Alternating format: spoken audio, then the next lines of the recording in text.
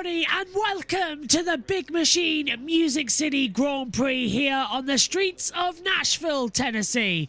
We're almost ready to go. Let's hand over for pre-race ceremonies.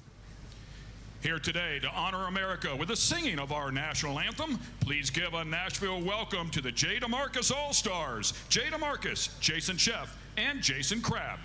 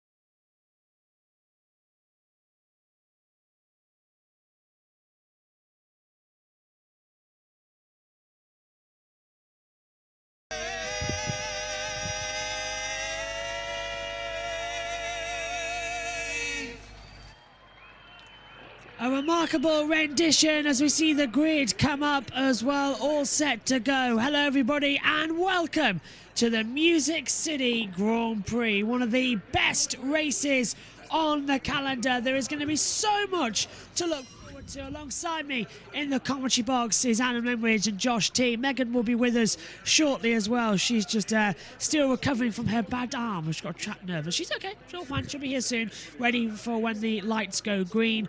And this should be a very exciting day, Adam. We've got the best race on the calendar. So much to look forward to. And we've had about, what was it, 15 cautions here in the past 2 years? We're in for, I think, going to be a classic 80 laps once again.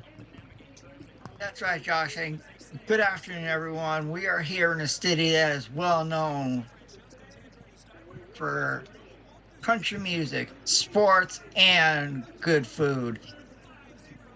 On the pole is the Kiwi sensation, Scott McLaughlin. Can he convert this pole to a win? And don't forget about his teammate, Joseph Newgarden. And I think we're about to hear the most magical words everybody's been waiting for. So, Josh, let's get rocking and rolling. Enjoy the day. Hey, this is cool. You never know who you run into at an IndyCar race, Diff.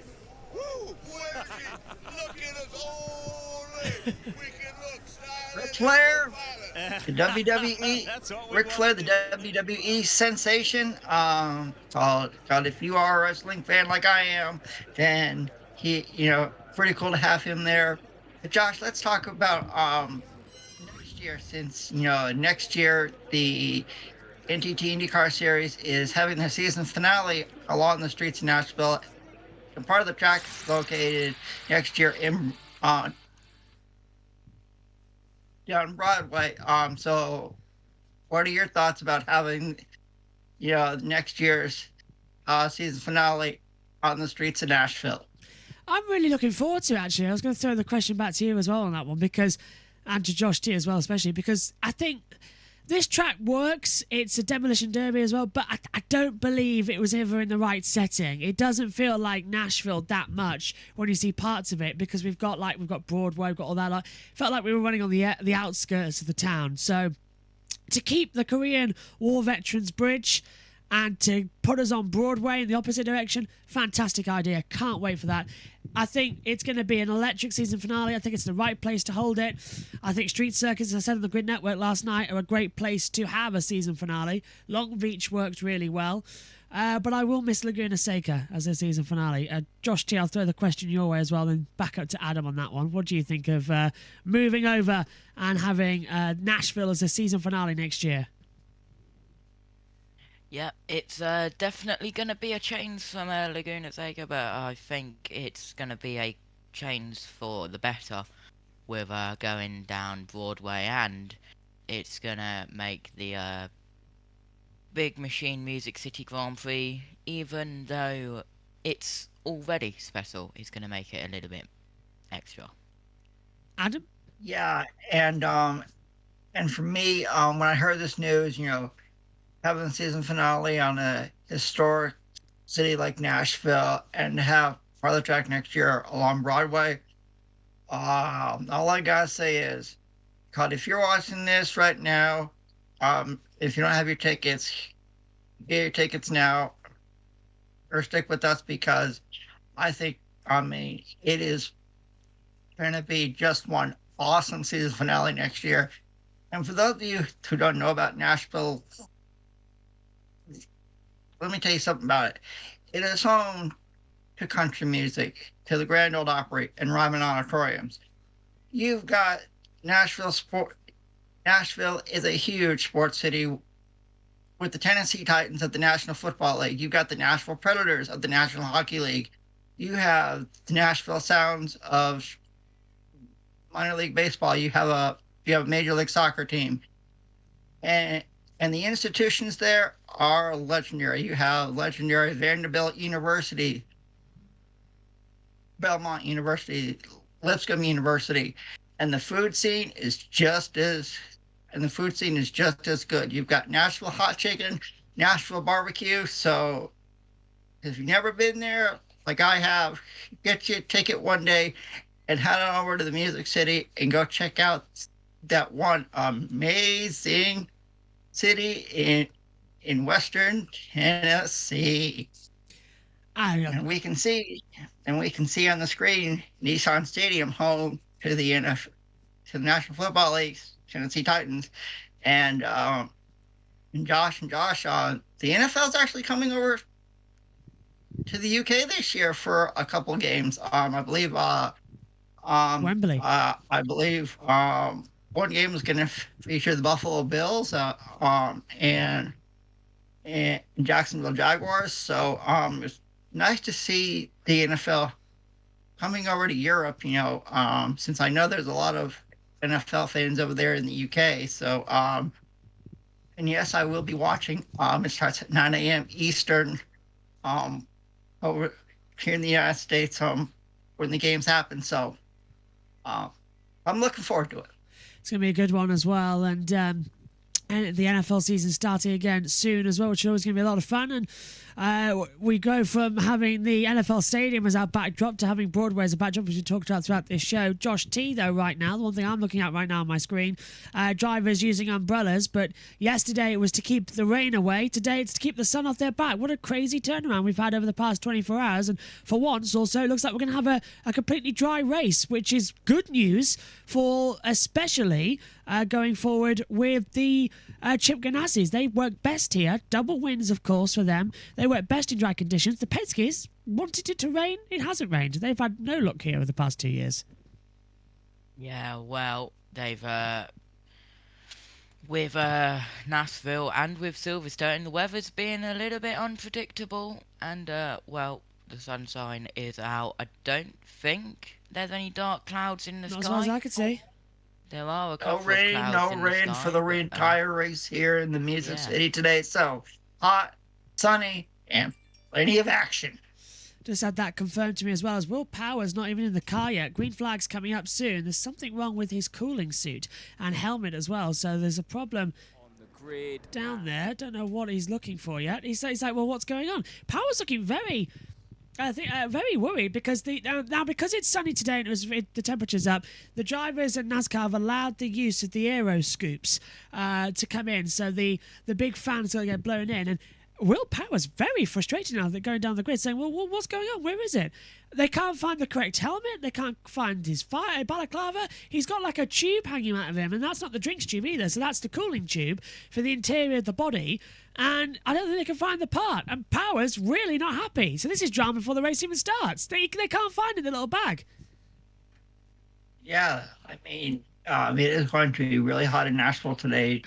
Temperatures above 90 degrees and 90 degrees Fahrenheit. And this is one track that that you need to stay hydrated.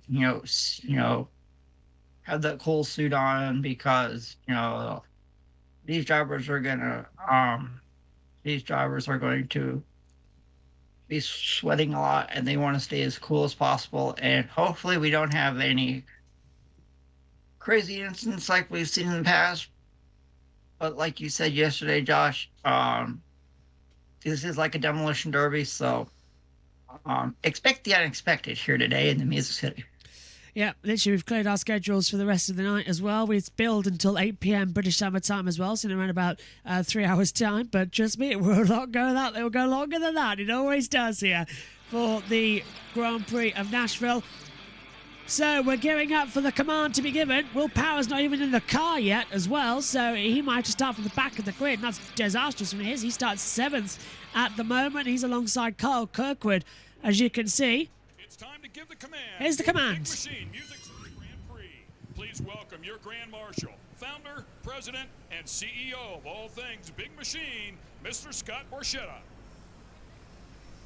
Welcome to Nashville, and on behalf of all things Big Machine Records, Big Machine Distillery, Big Machine Spike Coolers, Big Machine Racing, welcome to Nashville, and welcome to the Big Machine Music City Grand Prix.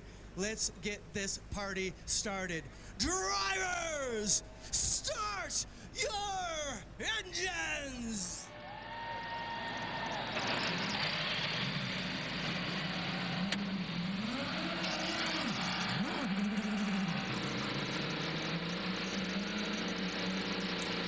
Will Power is still getting strapped into his car as the engines are fired into down pit road. And good to see him healthy.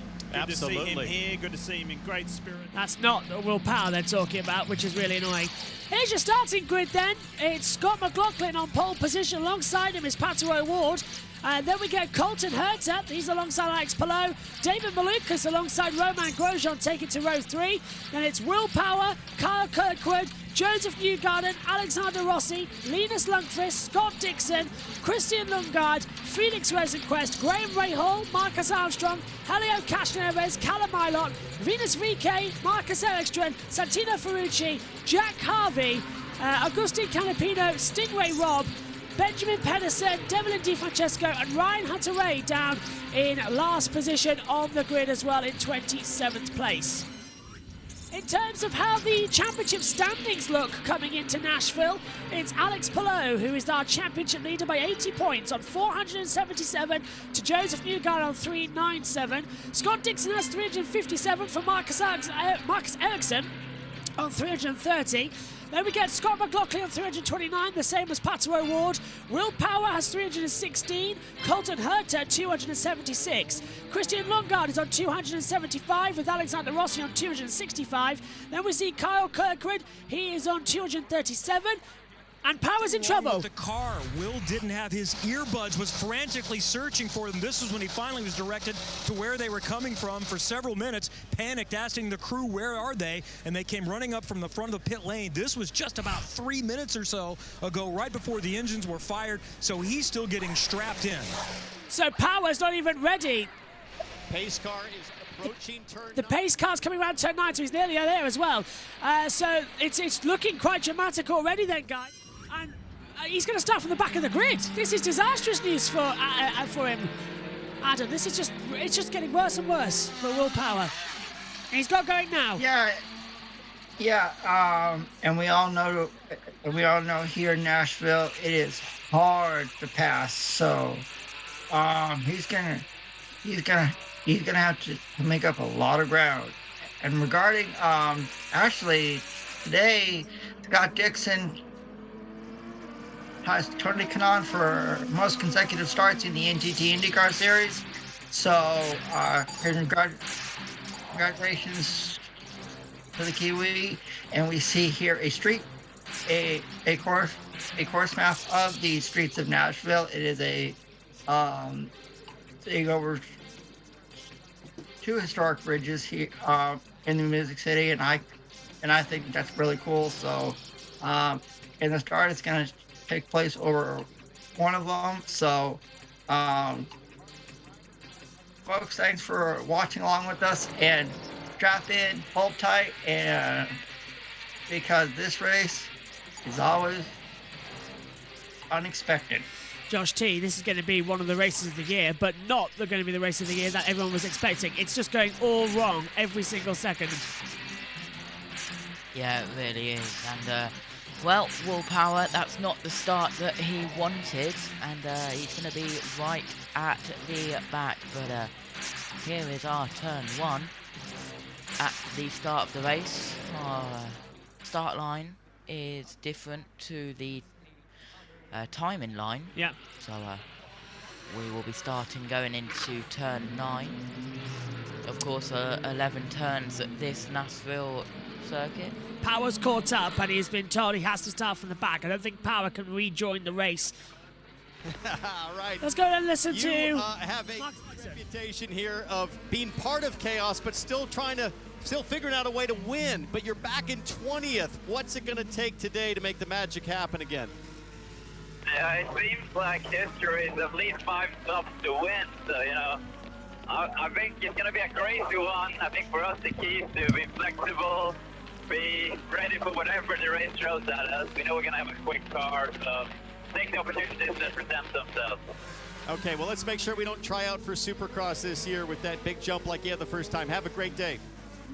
Yeah, thank you. I'll try and keep it on the ground this time, but yeah, it should be a good day. All right, thank you. That's a good suggestion because Marcus Ericsson came to several rounds of Monster Energy Supercross earlier this year. Time to take a look at the GMR track facts for you with some important figures on this. The last time we will be on this layout, because if you didn't hear earlier in the broadcast, we are going downtown next year. We're going to be racing down Broad. Always good then to hear from them. Megan's on her way into the commentary box shortly as well, just finishing up some food. Wise idea. I've decided against that. Had a bigger breakfast, just in case, as they come in. 2.1 miles, 11 turns in total then here for the Big Machine Music City Grand Prix. I'd love to tell you more information about it, but the track map that we get given is blue. It's literally just painted in blue. So look at that, I didn't print this one out. But I can tell you past performances, which I've got in front of me here. Pole position 21, that went, of course, to Colton Herter. Race victor was Marcus Ericsson. Last year, pole position Scott McLaughlin and Scott Dixon ended up winning the race. It's a double pole. Scott McLaughlin on here today. Question is, Adam, can he convert it this time around? That's a good question, Josh. He is well known for street course racing since he has plenty of it since he's running the Repco Australian Supercar Series. So I think Scott McLaughlin is one driver that you need to keep your eyes out for. And for my pick to win today, I'm going with the hometown driver. I'm going Joseph Newgarden. And guys, let's talk about Simon Pagenaud for a moment, because he's not racing once again. So I'll start. So I'll start with you, Josh B. Yep. Will we see Simon Pagenaud back in the NTT IndyCar Series this year, or will he come back in 2024? I think we could see him at Laguna Seca. I think that's the next opportunity we're going to see him at, and then he'll come back fully next year. But he needs to take time to heal, and I've got a feeling that this man right here could be on for a permanent seat, Linus Lundqvist, in some other area. Great qualifying yesterday, 11th on the grid, looking very, very strong. Now, the full course caution has come out. That is because we are getting set for the green flag. So McLaughlin will lead them 2 by 2 over the second half of the bridge. And remember, last year we had an aborted start because they weren't lined up together. So McLaughlin now will have to do it again. Joseph Newgarden, who has won every single oval race this year, but is yet to score on a road course as a race winner. Can he take it? It's an 80-point deficit to that man there, Alex Palou, who starts in 4th position as they come up 2 by 2 over the Korean War Veterans Bridge. It will be Scott McLaughlin who starts on the right-hand side of the picture. The left-hand side of the inside line will be Pato O'Ward. And then Herta and Palou behind. It is the best race of the year, and there is a yellow flag for yet another aborted start. They are, well, they're not all up together again. So, as it was last year, Josh T and Adam, the start has been called off once again for another pace lap. So, they had to call it off. Yeah. Well, we've seen this multiple times with Nashville, and it's just the drivers, they've been racing here for 2 years. They've been doing it multiple times, but still not got it perfect way. And perfect way of finding definitely a strange way of finding that you've got a hole inside of your t-shirt is when you lean over and you see it in the corner in the corner of your eye, straight on the camera. Yeah, that's not the best idea, is it? So lap 1 has been completed. There are 79 laps to go. We will start behind the pace car, so that officially counts as 1 lap we've done. So the race is officially underway. So we will go green on the 2nd lap. As they've all... Now, starting tyres I find interesting. Let's just have a quick look here. Starting the primaries is Romain Grosjean, Will Power, Kyle Kirkwood, Joseph Newgarden, Scott Dixon, Marcus Armstrong and Devlin DiFrancesco. Everybody else starting on the green alternative tyre. So that's going to be interesting to keep an eye on. Let's have a word with Will Power. Flow at speed. Sorry, I thought we were having a word with him. Someone, don't interrupt someone there. Will Power is back in the distance. So he is. He's back in P7. He's Yes, ahead. he is. Yeah, okay. So this aborted start's giving him a chance to get back in. Okay, nice one. Nice one. Coming ready again then. Of course, they have to bunch right up, and then as soon as they exit this corner, they have to go 2 by 2. Yeah, we should be green this time around though.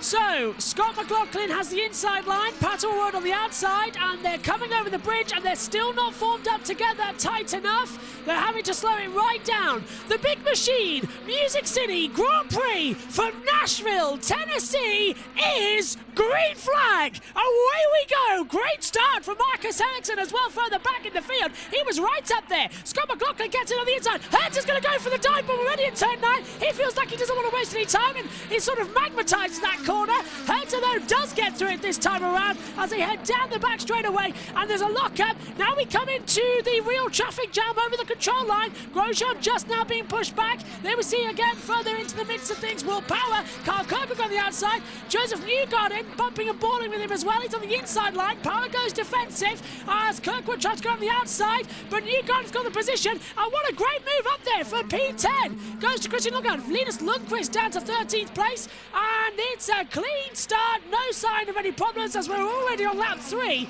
through all the drama. Brilliant start. McLaughlin leads. And tons of lockups as well, and that's a massive. There's another one. That Lundgaard. is the high V card of Christian Lundgaard. That's Rosenqvist up the inside of Castro Neves. Adam, this is the dangerous part of the track, isn't it? The section that joins the two bridges together. As there's Kirkwood getting through on Ross on. That's Kirkwood passing Power. Power's in the trouble, but there's already Lundgaard almost in the wall. They're struggling to trip over each other already. Yeah, Josh. Linus Lundqvist is making his debut this weekend, and I think I'll take a couple laps for him. To get settled in. Right now, the Kiwi Scott McLaughlin has got a firm handle on the lead. You can never count out of award on street courses, and don't forget about Colton Herta. He just moved here to Nashville, so you know how good he wants to do in his new hometown. Absolutely, we do, and it's getting quite like that as well. What an exciting battle of runs we're going to have right now here at Nashville, Tennessee. 77 laps to go as well. Scott McLaughlin leads. He's got a 1:17.666 as well. He's the fastest man on the track right now. We are watching the leaderboard already, as that is Venus VK into the pit lane, and he's dropped down to last position as well. A new set of boots going on. He changes to the alternative tyre compound as we see up the inside Rosenquist making another move, this time on Graham Rahal, and these are the aero scoops as well to give the drivers a bit more oxygen inside the cockpit, stop them fogging up. We often see them here on road courses, especially at Nashville, Adam, and it just looks so weird because it's a bigger block on front of the halo or the aero screen device. Yeah, Josh. I kind of like it. It's good. It's good safety, and it gets really hot in Nashville, so it's a good way for the drivers. At least hopefully it won't be as hot in the cars for them all day long today. Rahal and Ilott and Hunter Ray have dived into the pit lane, and there we're on board with Rahal coming in now actually as well, so onboard camera just slightly behind the timing delta. So that's always the way, though. The onboard's like 5 seconds back from our TV picture anyway. So that's into the pit lane once again. Now he started on the green alternative tyre, did Rahal. In fact, they're all in on the alternative tyre. They're going to switch over to primary straight away, fill them up with fuel as well, and see if that will do anything. We're expecting 5 pit stops across this race and a total of around about 7 cautions. So far, we've had a start procedure to come in as well. Up to you, really. It gets warm in here. So it's a clean start so far. Lap 5 then, and it's McLaughlin, O'Ward, Herter, Malukas and Palou, your top 5. Perfect timing as well. Thank you for that as well, because coming into the commentary box, do you need assistance with your headset still, with your arm? Yes, you do. There you are, over your ear. Microphone down, and I'd say good morning, or good afternoon to Megan. Hello, Megan. I brought you food because you're not going to have tea until late. Yes, thank you, Megan. How's your arm? Doing better? Better than before. And dinner, was that nice? It was nice. Have you seen the start? I watched our version of the start. Oh, okay, that's fine then. You're up to date. Nice to have you in Nashville once again. I've got to remember not to tap Megan on the shoulder. So that's going to be... How about the head? Yes, just go like that. Maybe not that hard unless you want to break the headphones. Maybe more of a... Okay, I could just kick you. That's quicker. That can work. That's quicker. You have a bruised ankle coming out of it as well. I'm quite sturdy. You are. Great start, though, as we see Harvey passing Canapino, and that's into the pit lane for Helio Castroneves. So the driver... Who was it, Megan, last year who made 10 pit stops? Him. Yes. So, shall we start it? Shall we start it? One. I've got Castroneves on my driver's sheet, and I'm going to put a little 1 next to him, and a dot. So, let's see if he has more than 10 pit stops this year under the cautions. The most he should have is 5. Well, it's a 5-stop race as well, exactly. actually. Yeah, so I can see that. Oh dear, for some reason there's an advert coming up. That's not right. Let's shut that off and just change it. There's no ads here on JB Motorsports. We're straight through. Only ads in practice. Someone switched on the automatic ad placement. That's probably me last night when I set up the stream, so just and you were turn tired. It off. I was, yeah. That's why we didn't do qualifying as well. I had a massive stomach upset, so that wasn't great. Grosjean's doing well right now, up to 6th position, but Marcus Ericsson, brilliant from him, up to 15th place as well. I noticed he jumped out straight away from the Queen Bridge, and yeah, he's in. And he was on the alternative tyre already. So he gets a 1 too. Yep, he gets a 1. Well, I know. Well, it tells us how many pit stops they've done, so we don't need to do that. But it's just comedic value. Yeah. Did I send that message? What message? I thought I didn't send a message, but it turns out I did send a message, which is really confusing. Go on. With the pits on this happens with F1 as well. If there's an incident on the start-finish line, well, in this case, the finish line, and the timing beam, then the pace car or safety car goes through the pit lane, and that gets absolutely jumbled up. Yes, and that counts as a pit stop as well because they've gone through the pit lane. That's why last year we had it, and Helio Castroneves had 10. I'm surprised we didn't really have a more dramatic start. No, it was quite quiet start. Well, it took us a few goes. I wasn't there. Yeah. That's why. Other than the million lockups we had on lap 1. Yeah, that's true. A lot of lockups, and we're near cautions. You're back with us if you're watching NBC. Yeah, near cautions is what I like to call them. Yeah. McLaughlin's done a 1:17. Go on, Adam. Yeah. Now, guys, since we're here in Nashville, I want to ask you guys. I'll ask this in the chat. Are you guys fans of country music? Yes. And if you are, who are some of your favorite country music artists you like to listen to? Dolly Parton. My favourite song is 9 to 5. Oh, Dolly. Gotta go Dolly. hey Meg, it's called what you guys. It's called, since you guys like Dolly Parton, what you guys need to do sometime is come on over here, and there's a theme park named after her Dollywood. called Dollywood, Yeah. and I've been there once, and I can say, if you like roller coasters, if you like water rides, it's the place for you. And they have a separate water park as well, so so I need to go over there if Wanna you like go? roller coasters and going. It's just a cool experience. I recommend it. Johnny Cash as well. I've got to add to that one as well. Well, I like Johnny Cash. Yes. Yeah. Oh, you guys are old school. I love this. Love this. Kenny Roberts, of course. Yeah, not the racer, the other one. Yeah, Kenny Roberts. We were raised I know with Yeah. music that's like 10, 20 years before we were born. So. You got to know when to I hold like them. it. I love it. I love it. I love it. I wonder how many we can get in there as well. How many? There's a poll now in the chat. Josh T's created, I think, as I'm going in there. So get that started. I saw that. As McLaughlin leads by just a quick update. McLaughlin leads by 1.9 seconds to Award. Hertz is in there too. Paloma, Lucas coming up the order, but If I'm so here, that many won't come through. last. So again. If I'm here, that won't last. No, if you're here, McLaughlin won't lead the race as well and be in trouble. Now, this is on board. Well, that's Newgarden just ahead. So who are we on board with? I'm trying to have a look. Oh, this is one of the McLarens. It's Rosenquist, I believe. Yeah. Rossi there having a little bit of a battle. Rossi's coming in as well. That was Rossi, yeah. It's Rossi on the back of Newgarden with Dixon there too. Dixon just behind as well. It's getting quite dramatic this race already, trying to keep up with it. Look at Dixon. He's on the right toe now to try and get past Rossi into the braking zone. No. Too far back, always too far back. Can't never, ever, ever have the lunge. Do you know, earlier I actually got my arm feeling a little bit better, for then there was a wasp and my mum had to get it out, so I had to quickly shut the window. Yes. And I Here had comes to use Rossi. my left arm. Rossi, oh, is that hurting more? Yeah, slightly. Rossi's into the pit lane, as Josh T said as well. It's better. You're just a walking disaster zone sometimes. Had been since I was born. So Rossi Wait changes here, over. don't say that. I was a very No. unusual child, Say that even at again. birth. No. The only You thing know. they were just I'll believe it. surprised. I'll believe it, Megan. You had to get scanned. You didn't have a, was it you who had the back problem? Well, of course, I was breech. Of course, Yeah, I had yeah. the back problem. But it didn't really wasn't a problem as a child. So definitely growing up. Now you've got it. You can click your back, don't you? Yeah, I have to Yeah, not that I to could- relieve pressure. I need to get some more flexibility.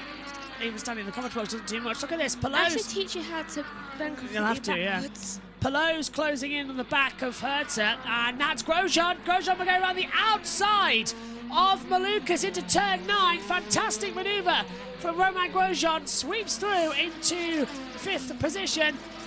And Richie says Kenny Rogers. Thank you, Richie. Yeah, not Kenny Roberts. That's the MotoGP. That's what I was just saying. Like, which one is it? Kenny. It's Kenny Rogers. I know Kenny Rogers music Yeah, too, yeah, so Oh, that's not going to Rosenquist it's called- putting. I like Kenny Rogers too.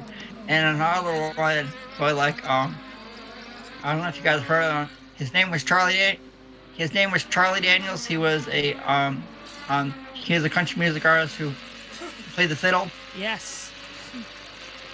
Okay, so you know the song "The Devil Went Down to Georgia." Yes. Yes, it is. Yeah. Okay. Yeah, I don't I think can mine say will. that I can What's say that? that I've seen Charlie Daniels in concert a long time ago. When I saw him, he did play "The Devil Went Down to Georgia," and I could listen to that song for hours and hours and hours, and I love it. I love it. I absolutely 100% agree as well. As what were you pointing out as that there goes Malukas getting passed by Kyle Kirkwood. Now you spotted something. Kirkwood had wiggle. Kirkwood had a wiggle, okay. He's still got the power down there, and he's past Malukas, so that's Malukas needing, I think, new tyres. He is on the alternatives, and Malukas, I believe, is boxing this lap. He's been told over the radio, and he is coming in to the pit lane on this lap. And the timing tower taking a few seconds to catch up with new people, so it's coming through now. As they come over the bridge. Do you know what was the most unusual thing about my birth? What? Not the fact that I was breech, but the fact that the doctors didn't have to smack my back to get me to breathe. No, you were already breathing. Yeah, because most babies swallow amniotic fluid when they breech. I didn't. Apparently I like holding my breath. Pit stop then for Malukas, and he goes over to primary tyres. 6.2 second stop. Stingray Rob is in 2, just ahead of him. It's a slightly longer stop as well, presumably for fuel. It's a 9.1. He comes out ahead of Venus VK as well, and Marcus Ericsson, who did stop. He's down the order as well. Not a bad start then to this Grand Prix of Nashville. So far, so good. As McLaughlin swings through again, Stingray Rob has only got, what? Push to pass. 58, so 88 seconds left for Stingray Rob already, so he's used quite a bit of it already. How has he used 112? Don't know, that's quite a lot he's already used. Wait, are they starting on 150? Starting on 150, yeah. Yeah, that makes a bit more sense. He's taking it down by what, 67, 72? Top of my mathematics skills? 62. I'm off by 10. Yeah. So you never try I to almost made that mistake. Yeah, too, don't do live maths on air. It's not good. Classic country is all going on. I've done that. I've done that. It's called it's hard to calculate. I get it, Josh. I get it. How on earth? Oh, full course yellow, our Yay! first one of the day, and it's a big one, and that is, I believe, David Malukas with no rear wing coming down the back straightaway, and the car is on fire as well. Inside fire as well, so engine's gone, yeah, so he's knocked the gearbox, I reckon. That's down Interstate Drive, so that's not turn 9, is it? That's the other one. Either that or his brakes are really smoky. Yeah, that's down at turn, I'm trying to look at turn 14. I definitely saw flames. Yeah. Oh, yeah, there they are. Yeah, get out of the car. Right at the back, there they are. They're coming through the engine thing. You can just see them. They're just starting now, though thankfully the fire extinguisher has just been put on it, so it's not going to get out. So first caution of the weekend. And it is David Malukas out. Now, he's damaged that rear. Now, has he been hit by... No, it's failed. It's just failed. The rear wing has just failed, and the engine's exploded. I reckon something's exploded, broken the rear wing, and it's just come to a halt. Unless he got hit by VK, but I didn't see VK with any front wing damage. He looks very confused. No contact. Yeah. Maybe that's why he's confused. I don't think anybody guessed. I think Ericsson hit us. He's looking at it just like, I wasn't hurt. What did this to me? Really strange situation now. That's his thought process in his mind right now. And half the field already pitted, but this is a golden opportunity for those who are still on the alternative tyres to come into the pit lane, i.e. McLaughlin, Award, Herter, Pillow, Lundqvist and Harvey. This is it over the bridge, and he hits a bump, 2 bumps. Is that going to be the outside bump and it's going to fail? Oh, he hits the main bump, and it's still okay. And it fails under braking. So I reckon, yeah, so under braking, the rear wing comes loose. But what starts the fire? That's an... Robin? Yeah. VK's just like, I can't be blamed for this. I don't know. I reckon the gearbox exploded under the load. Because you're shifting up as well into the braking zone. So I reckon he's gone to downshift over the bumps. And it's exploded the gearbox. That's the only thing I can think. That's a really strange... That is beyond strange. It's you can't explain it. They're going to take off the bodywork and get the extinguisher under it as well. They're so confused they can't wait to get it back in the garage. I'll be looking forward to hearing the post-race report as well to see what was going on there. What a bizarre situation that is.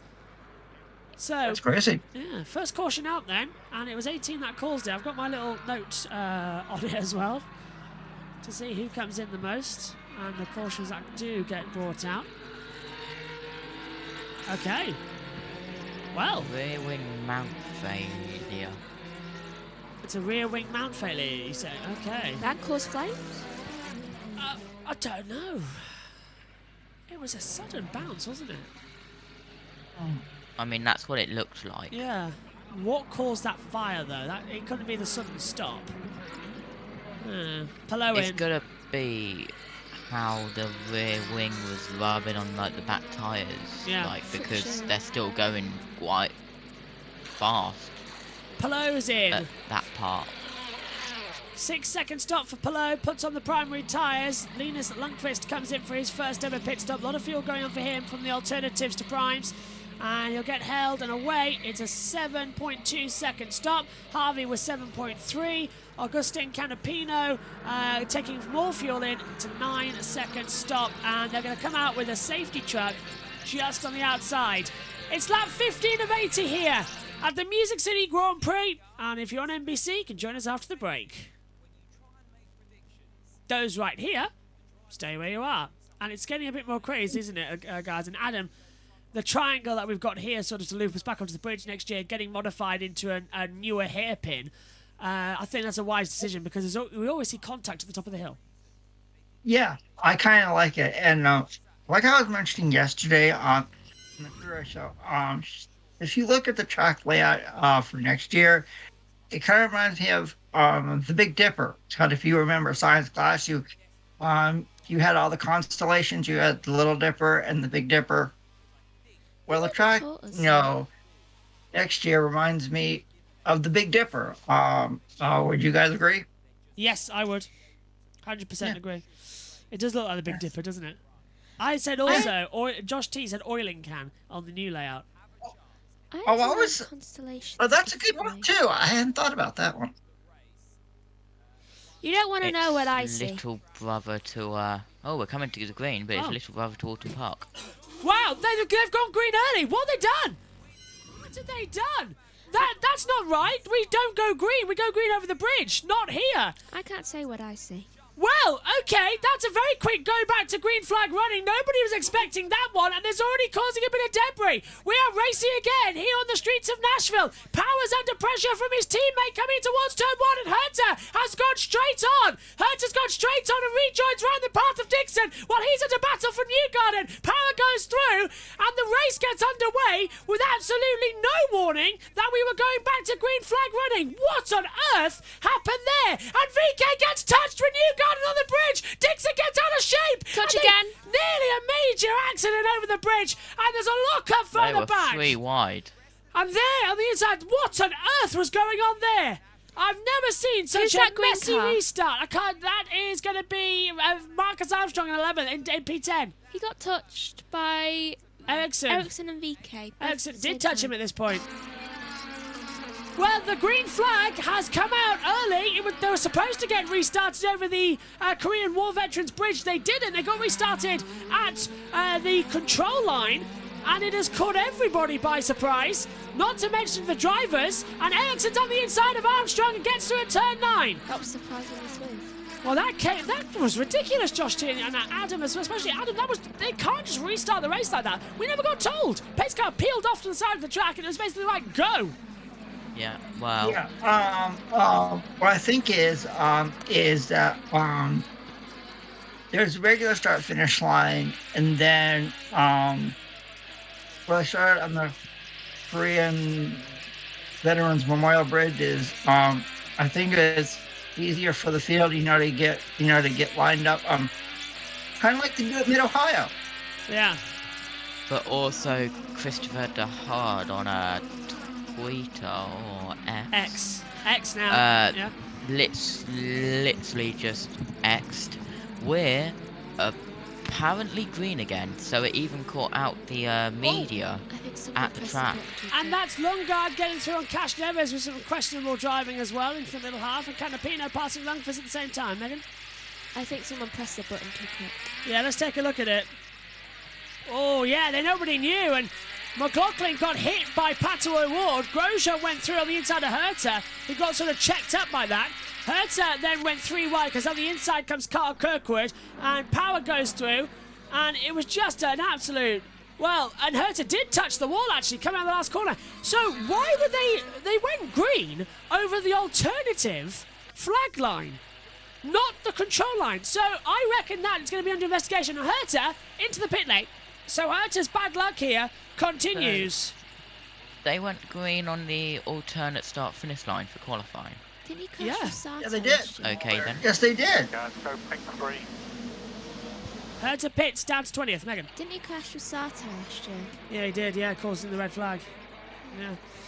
Like looking at my notes here Remember for that. Herta, finished 5th last year, 19th the year before. But he's still having horrible times here. He always does. He doesn't like this track, and now it's bullying him once again, which isn't funny. Can't be funny, but It is good. it is a tiny bit funny, Yeah. yeah. Go on. Last time that something like that happened with David Malukas was at Milwaukee Yeah. to the Team Penske entries, and the year isn't coming to mind, but some people are saying 2007. Sounds about right, yeah. Yeah. A surprise trip back to green, and look at Herta. Oh, and Herta got damage. Dixon forced him into the wall, and that's why he had to go through the alternative runoff area. Honestly, what a mess. Absolute mess that was. That's Colton Herta's joke lap done for the day. Yeah. All ready to go again. Lap 19 then, 62 laps remaining. As we take a look here at the moment. Trying to get our timing towers back operational again. There we go. What an amazing race it's turning out to be. It is. Yes. I'll agree. Right, so I wonder when the next caution's going to be. I wonder when Scott McLaughlin's actually going to, crash out, because I'm here. It feels weird that he's still in the race and in the lead. On board with Marcus Armstrong right now. Megan, don't be a jinx. I said, do not be a jinx. Oh, I'm going to be one. No, it's called, I mean, he could win, Megan. It's called, you never know. I mean, it is still early. Yeah. It'd feel unnatural to me if he won while I was around. He's my version of Brendan Hartley for IndyCar. Oh, yeah. I remember Brendan Hartley. I remember. Would be too much if that was the case, to be fair. If I ever met him, he'd probably accidentally trip and break his leg. Oh, you're being nice, aren't you? I'm just saying facts. So, apparently the computer's not having enough of hardware detected, so I'm trying to get that sorted at the moment and get our timing towers back on synced up lap times. It's not too far behind now, so it will start speeding up.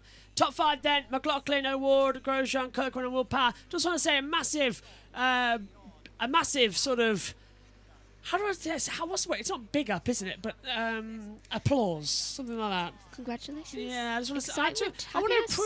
to, I don't know, gratitude? No, nothing for me. Pride, yeah.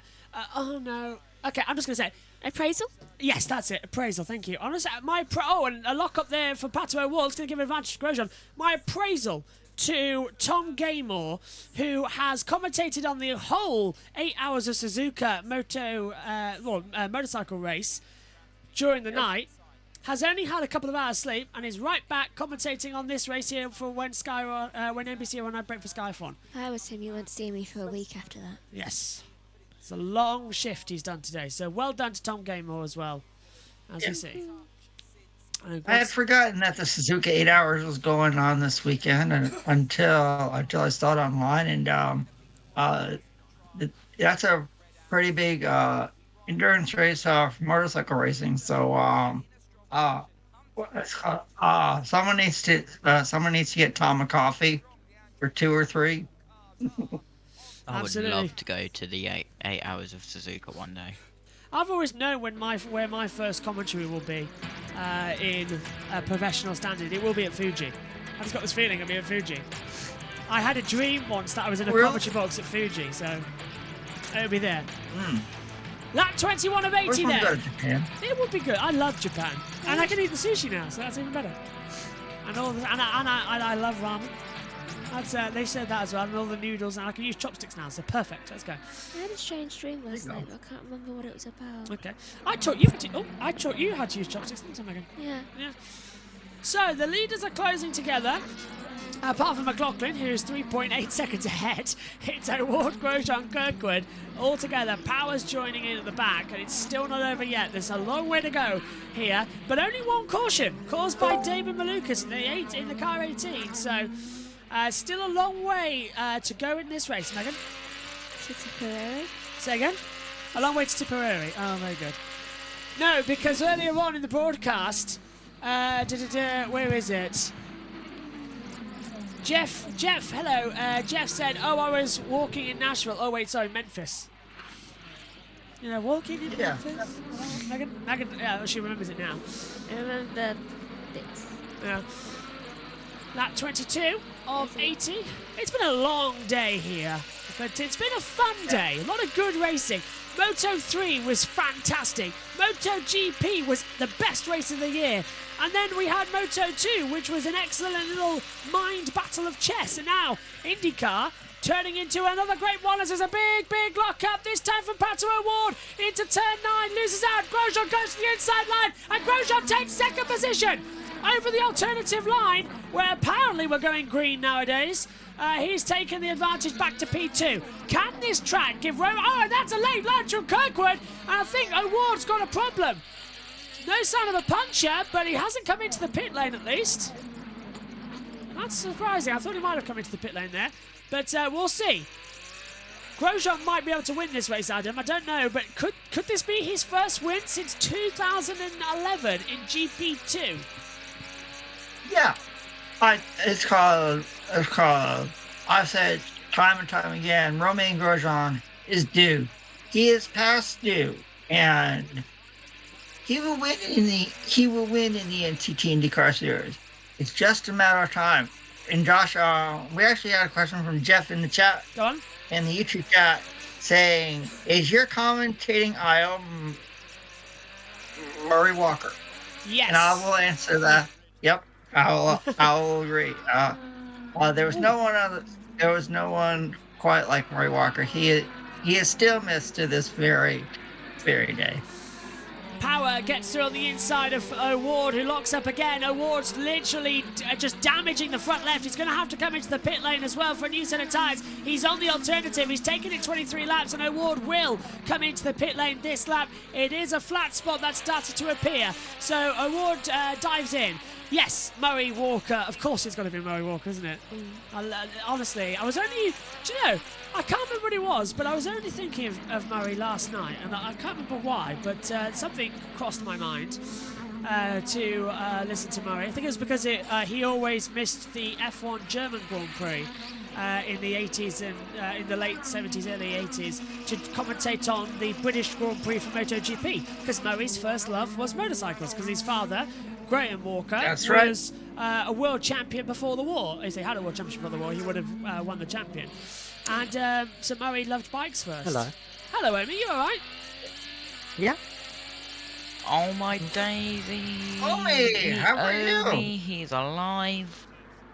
I was going to say, missing in action all day. Like me, have, but yesterday. Yeah. I've not focused on really anything, have I, today? Hang on, but yeah, I just popped in because I needed to. Yeah, go on. Haven't you got a race? I do in about 55 minutes. So, I just popped in to say hi, basically. Hi. And then, yeah. So, Hi. yeah. Well, I'm about to go see how Jess does in her race. So I'll. That's right. Yeah, because Jess is racing. Richie, I don't know if he's actually racing because he might be doing W or Tier 1 commentary instead. But we'll see. He might be racing. Megan's picking her driver, the finger of doom, and she's picked Stingray Rob to bring out the next caution. Come on, Megan. Use your powers, Megan. Scott McLaughlin's in this race. He'll go out next. Megan. I don't know what I was picking for that, to be honest. Could have been to win, could have been nuts, could have been just to do the pit stop. I wasn't really thinking. Jeff Megan, says... I met Stingray Rob on Friday. He is a nice guy. Can you leave him alone, please? I can't do that. It's not me who decides. And for context, it's in IndyCar chat if you haven't seen it already. Ah, okay. I did Alright, not I'll see you this. guys later then. I'll see you next week probably. Yes. Where are we next week? Touring cars and IndyCar. Okay. Yeah, so I'll see you guys next week. Have a good week. See you next week. And McLaughlin picks. I'll see you, homie. Megan's picked Alex Palou for what? Bye. Oh, great. He's our championship leader. Scott McLaughlin pits from the lead. He's done For now. alternative tyres for 24 laps. Romain Grosjean takes the lead at the Grand Prix of Nashville. And that's all. And then he'll crash like 5 laps later because it's Romain Grosjean. On a street course as well, let's remember. Ferrucci pits too. Oh, Santino in, okay. So let's get out pit road. And, Fresh Firestone, so good primaries this time. Shell fuel as well, and then we'll see what kind of ground those that have already stopped have made up, but have to do some fuel save. Look at that. Go on, Josh. yeah, and for context for anybody who doesn't have access to the Discord, first of all, join it. Links in the link tree. Second of all, it wasn't actually Stingray Rob. It was a stingray in an aquarium. Oh, wow. Oh, cool. Actually, a couple years ago, over at Ripley's Aquarium of the Smokies in Gatlinburg, Tennessee, I had a chance to go swim with some stingrays in a pool they had there. So was one of them that called was pretty Stingray cool. I will say. I will call it. When we used to go to the It was a really cool experience. There's a move going on here as Graham Rahal goes to the inside of Devlin DiFrancesco over the bridge down into Interstate Drive at turn 9 and gets it through. Nice little mover. So that's what I think actually as well. We're going to see Alex Palou go for it as well. So Palou's down in 15th place at the moment. His worst position of the season so far. He's going to have a little lunge on the inside line. That's a bit too deep, but he's got it done. I think that was helped by Devlin DiFrancesco sort of backing off and letting him take the position. But Devlin DiFrancesco's getting mugged now. Forget being mugged. He's being taken into a dark alley and he's being beaten repeatedly by the man who killed Batman's parents. Whether you believe that's the Joker, the Riddler, whatever version of Batman Begins you What we watched. saw yesterday. Yeah. Yeah, the Teen Titans. That was brilliant, that. Side by side. Riddle me that. Oh, there's contact! There's a little bit of damage as well. That's Stingray Rob. Got Agustin Canapino coming in as well. Got to take care, guys. Do not cause a collision. Cause a collision. Yeah, by the way, Oh. dark humour in Teen Titans. Giving Batman's mother the pills and then shoving them down the alleyway. Blimey. I loved it. That was great. I'll take the original Batman without. For me, it's called I'll take the original Yes. Batman with Adam West. Thank you very much. The bat dance as well. That was insanity. And he only drank orange juice, of course. And then that was the first episode with the Riddler, wasn't it? And he got drugged by orange juice. Yeah. Yeah. Do you know we watched I'll that? take. Sorry, go on, Adam. Yeah, I'll take Catwoman. I'll take Catwoman. I like the original Batman. That's my favorite. Since Lee character has the same name as me, so that's why I had to. Oh, yes, of course, yes. Adam West. I like that. I love Adam. It's brilliant. Him in Family Guy was absolutely fantastic as Mayor West. Yes. As Oh yes, Josh. It's got. Oh yeah. Sure. Gets punched in Yeah. the face. Oh my God, I'm a tomato. One thing I'll say before we return, because we've had Devlin DiFrancesco Yes, pit for Josh. 8.2 seconds, Hunter Ray 6.9. One thing I will say though, did nobody think that Mayor West had a relationship with Meg Griffin Yeah. and then married her aunt? Yeah. Yeah. Nobody Yeah. brings that up. People do No, seem I didn't to see it forget coming that. either. I didn't see that coming either. I mean, it was. Not even a season before did we Yeah. say, this still happens. Yeah. Insanity. And now on Family Guy, we have the mayor is Wild West. Yes. Adam West. So it's like, yeah. It's all over, isn't it? I mean, Yeah. one of these days is called a. If there's a way I could spend a day with the Griffins on Family Guy, I think it. They are crazy. I would. Especially Peter Griffin. Yeah. I'd Stewie go and to Brian. the Agatha Christie themed episode. So, into the pit lane comes Grosjean, 7.6 second stop for him onto primary tyres, but on the alternative green wall tyres for Will Power, 6.8 seconds. He's last in the pit box and gets sent out. Comes out just ahead of Pato O'Ward, but O'Ward will have more tyre temperatures, pulls to the outside line, of course, over the Korean War Veterans Bridge, and this should be easy traction, but Power's tyres will heat up quite quickly with them being the alternative green, and he manages to stay ahead. I always used to like the penguin. The penguin. Yeah, the penguin. I was wondering who you're on about then. I was like, what penguin in the thing? Then I remembered. In Batman. I remember us used to watch it as kids. Top 3 in. Yeah. That one, yeah. There you go. Yeah. That one. I love the umbrella, Thank to be you. fair. So, Yeah, It always reminded me of Steve. Yes, green flag pit stops. Kirkwood, VK, Newgarden, Dixon, Armstrong, Lundgaard, Ray Hall all coming in. So the pit lane getting very busy. Everyone who started on the primary tyres now coming in for the alternative runaround. And it's happening under green. It's lap 30 of 80. So far only one caution. Are we sure we're watching Nashville? Usually at this point we've had about 12 cautions, a red flag, and we've all been Too quiet. It's too quiet. It really is too quiet. It's a mess off pit lane as well.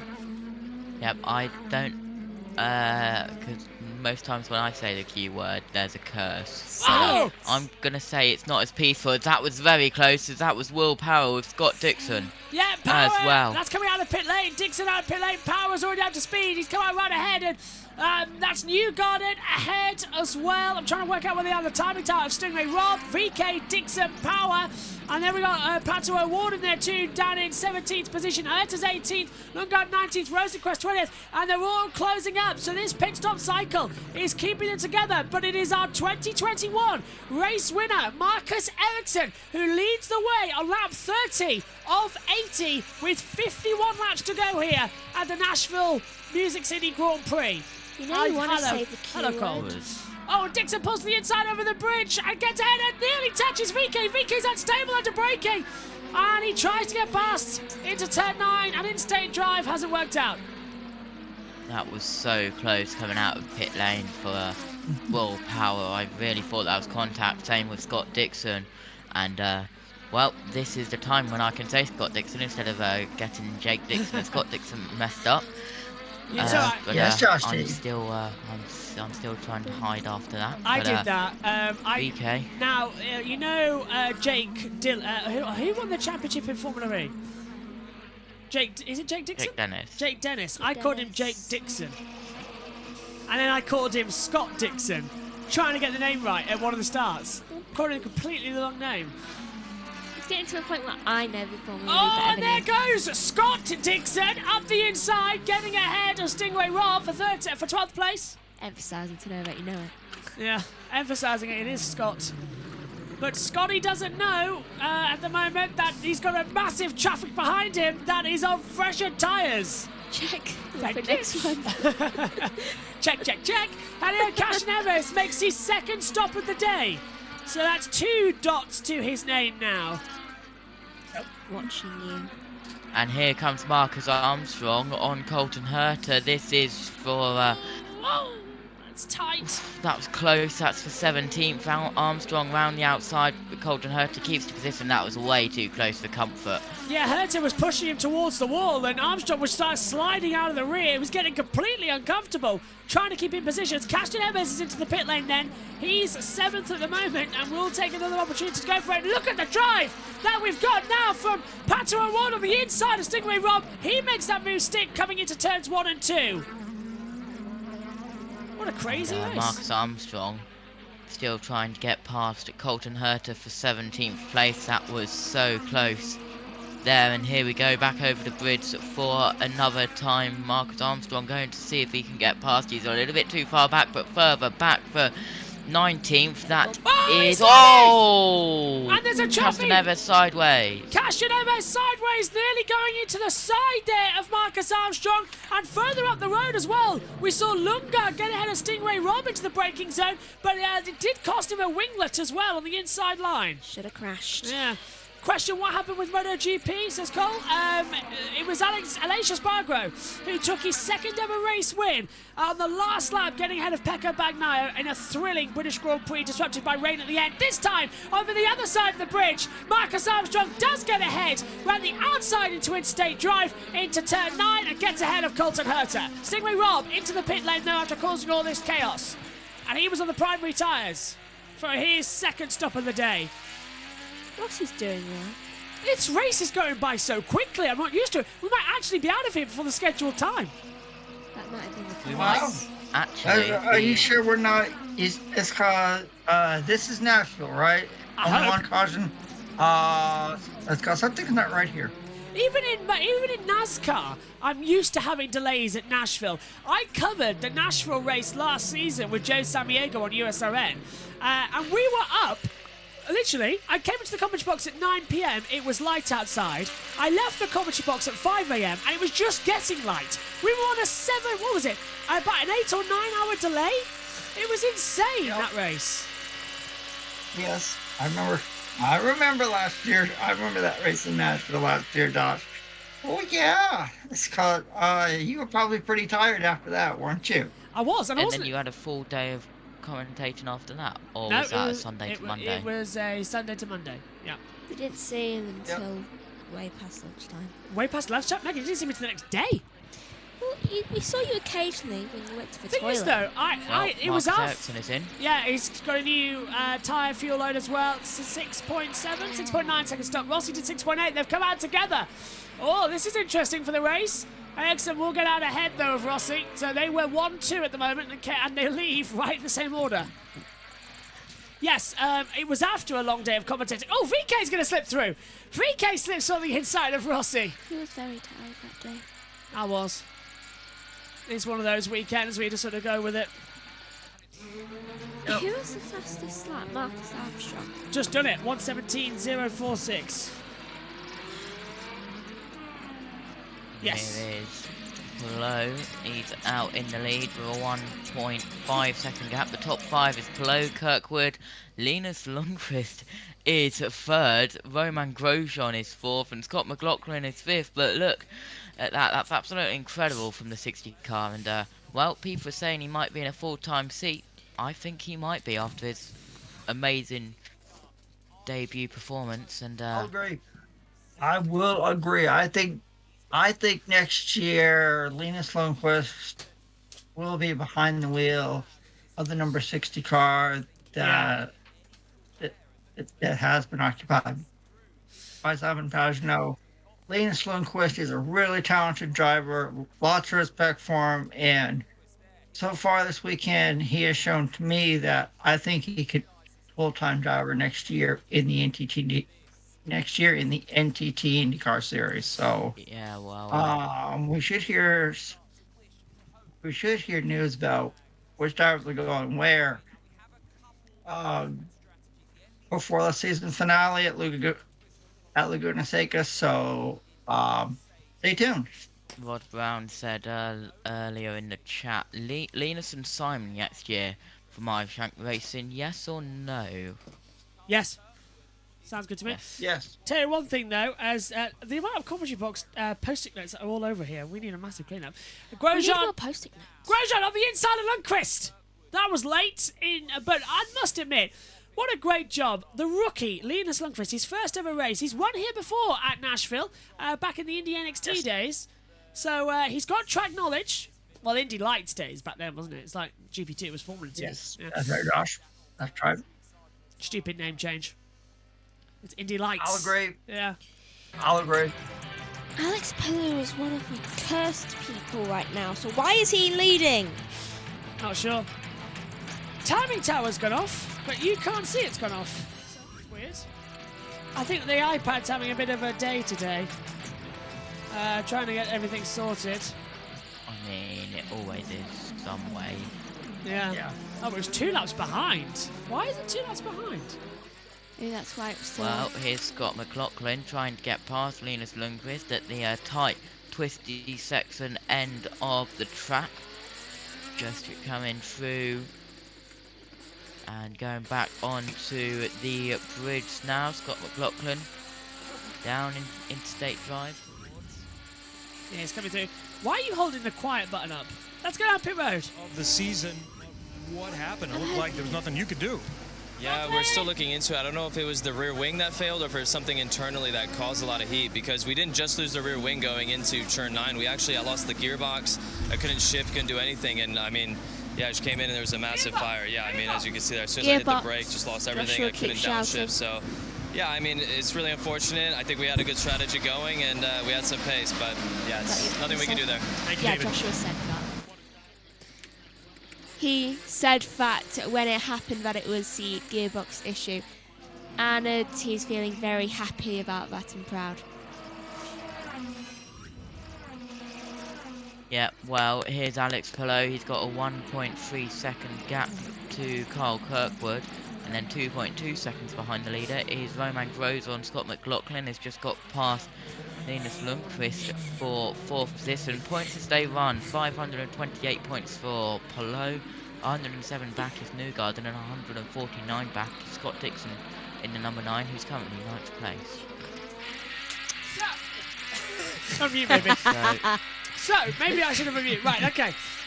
I was very happy. So it was the gearbox that exploded. He lost the gearbox over the bumps, it exploded, and that's what caused the rear wing to fail. Very happy I was right about that. Megan's holding up a quiet crash thing. Yeah, well... By the way, if anybody saw me waving at Megan and something, it was a joke. We were joking because Megan, I was trying to say... That's a usual joking thing we do. I was trying to say keep talking because I was eating a biscuit. I expected that interview to go on a little bit longer than it did. And I Megan's now stuck quiet crash, hopefully, on her headset. Why? Get the message out there. Right, okay, whatever. I mean, you could just stick it on that and hold that up. I've made my I'm not going to question anything, but here we are. This is Agustin Canapino came into the pit lane, so that was Callum Eilert on board. Marcus Armstrong is down there in 15th, the other green car. Now, Carl Kirkwood has made a pit stop, and he's on the alternative tyre, so he'll be coming in shortly for a switch back to the primaries. We're looking now at, and into the pit lane comes Colton Herter, and Agustin Canapino's in there too, and it's brand new primaries going on for Herter as well, so a good little change over there, it seems. And lots of fuel. Yeah, I didn't say how long it was. Did anyone else? It was long enough that it kept leaking out the side. There you go. Lot of fuel. Lot of fuel coming in. Over the bridge, there's Herter. He's now running 25th. Herter needs a caution. He got roughed up on the last one. What do you think I'm trying to do? Megan! You sound like the I know you want another full course caution, Megan, so, I mean... well, we're nearly halfway. Maybe it'll happen. Yeah, we're nearly halfway. Halfway. Good point here. Halfway in one caution. Yes. I agree, I want that. Go on, mate. Sorry, go on, Josh T. Maybe it'll be a crazy... It's called... Maybe the second half, we had a calm first half, so maybe the second half will be crazy. Better be. Yeah, good observation. I know, Megan. I know for you. I know. Hard on X, and didn't realise until TV pointed it out that there's no air scoop on Lundqvist's car. There, We're seeing it now with a bit of debris. It's flown off. It's flown off into the aero on Lundqvist's car. Oh, it's gone. It's flown off. There it goes. Bubbles on. Now, it's not mandatory to have those in the race. The race control said you can use them, but you don't have to use them. It goes bye-bye. So, are they going to make him box? To put another one on? I'm not too sure. No point. Yeah. So, it did have an air scoop, but it fell off. I wonder how much that's going to start affecting the cars. That's going to be quite fun. You don't need them. Do they have a spare one, just in case? They must do, in case they're in a wreck, so they'll have a spare, but it's rare that they get after that. Anyway, halfway in the Grand Prix of Nashville, lap 40 of 80. And we've only had one caution at the circuit that boasts a 9.6 on the caution scale of average over the last 2 seasons. We've only had one. Now, that's going to drop the average below Indianapolis and return that, which Indianapolis has an average of 8.6. Still can't believe we've only had one caution in this race.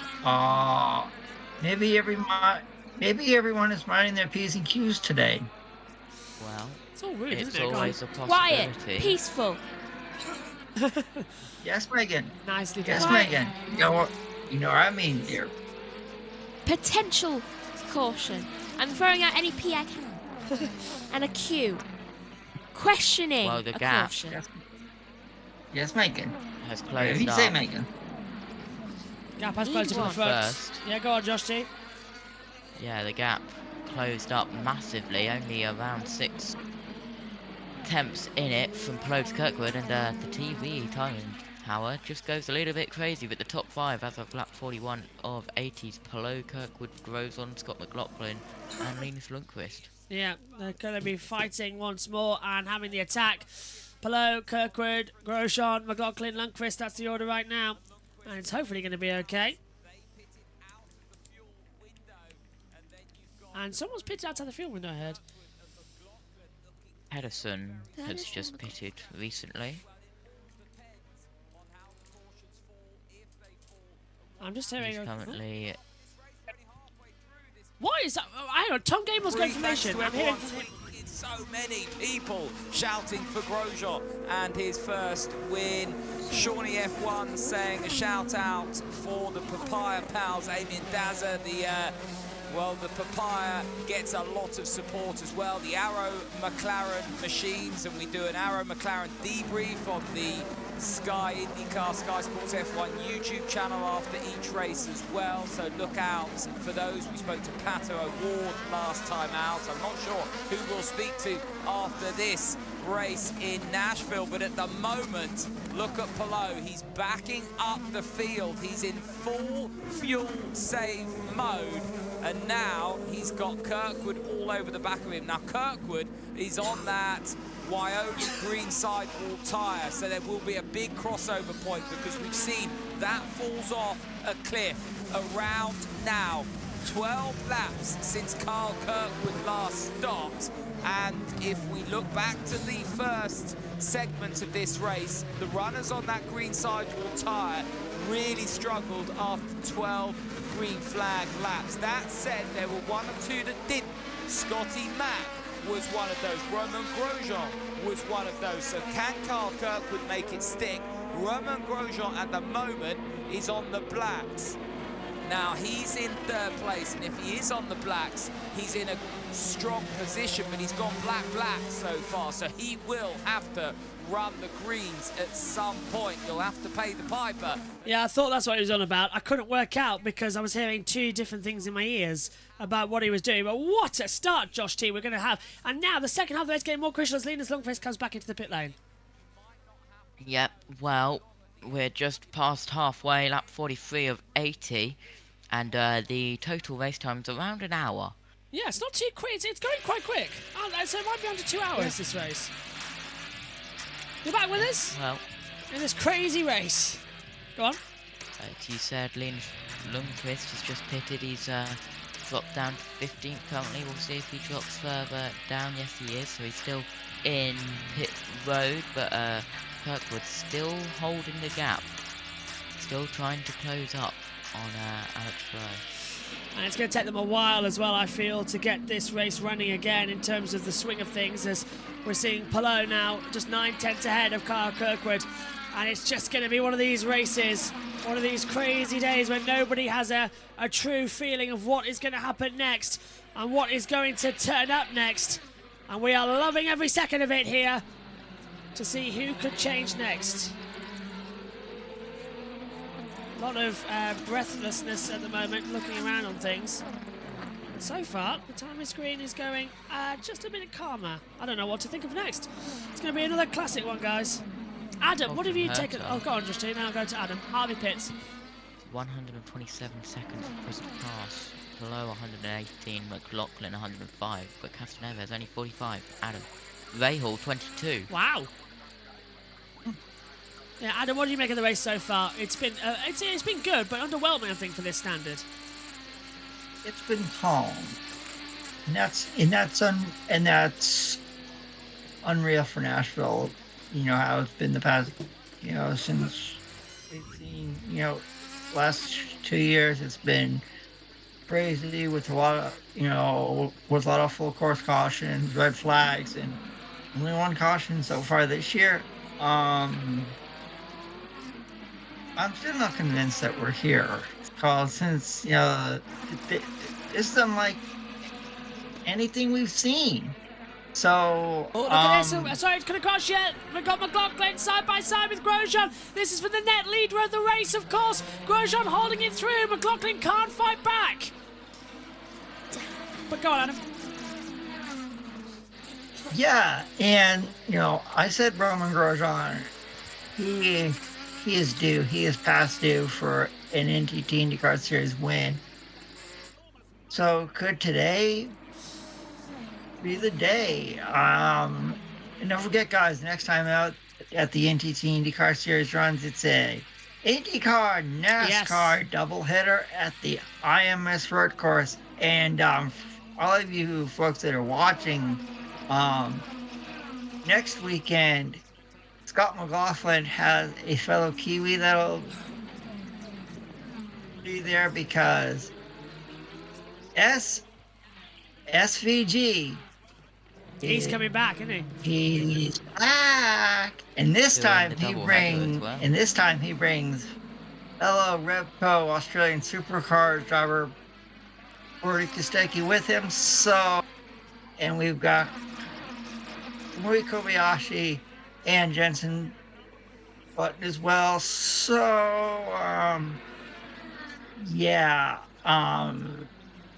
stick with us next weekend.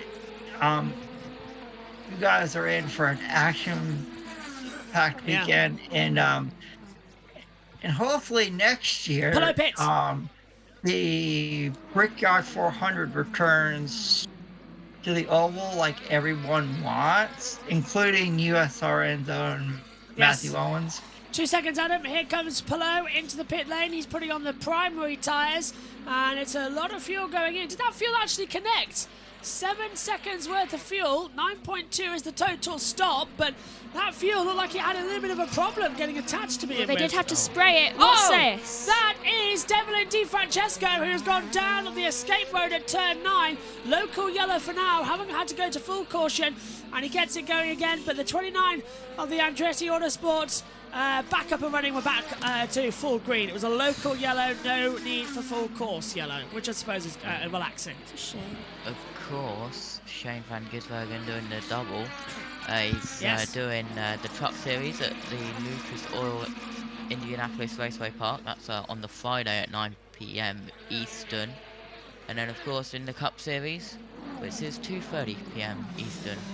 You see, he gets a pass in my book, even though even though Shane van Gisbergen is a NASCAR race winner, he's not a permanent driver yet.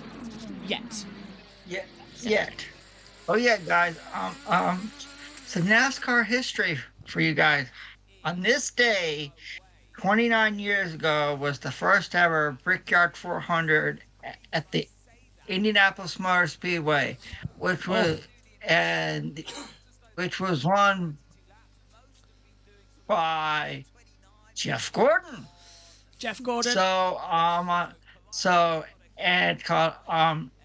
And the race was called by legendary NASCAR broadcaster Bob Jenkins. So I think a lot of us want to see NASCAR back in the oval at the Brickyard.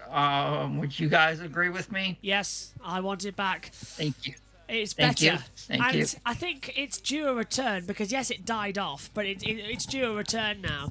As Grosjean under attack this time from McLaughlin over the Korean War Veterans Bridge. He's going to look on the inside line. No, can't do it. Grosjean still has the net lead of this race. Kirkwood's yet to pit. So it's Grosjean versus McLaughlin for the lead of the race and the race win here at Nashville, Tennessee. Someone bring Miley Cyrus. Where's the checkered flag for us? A second one. No, we don't.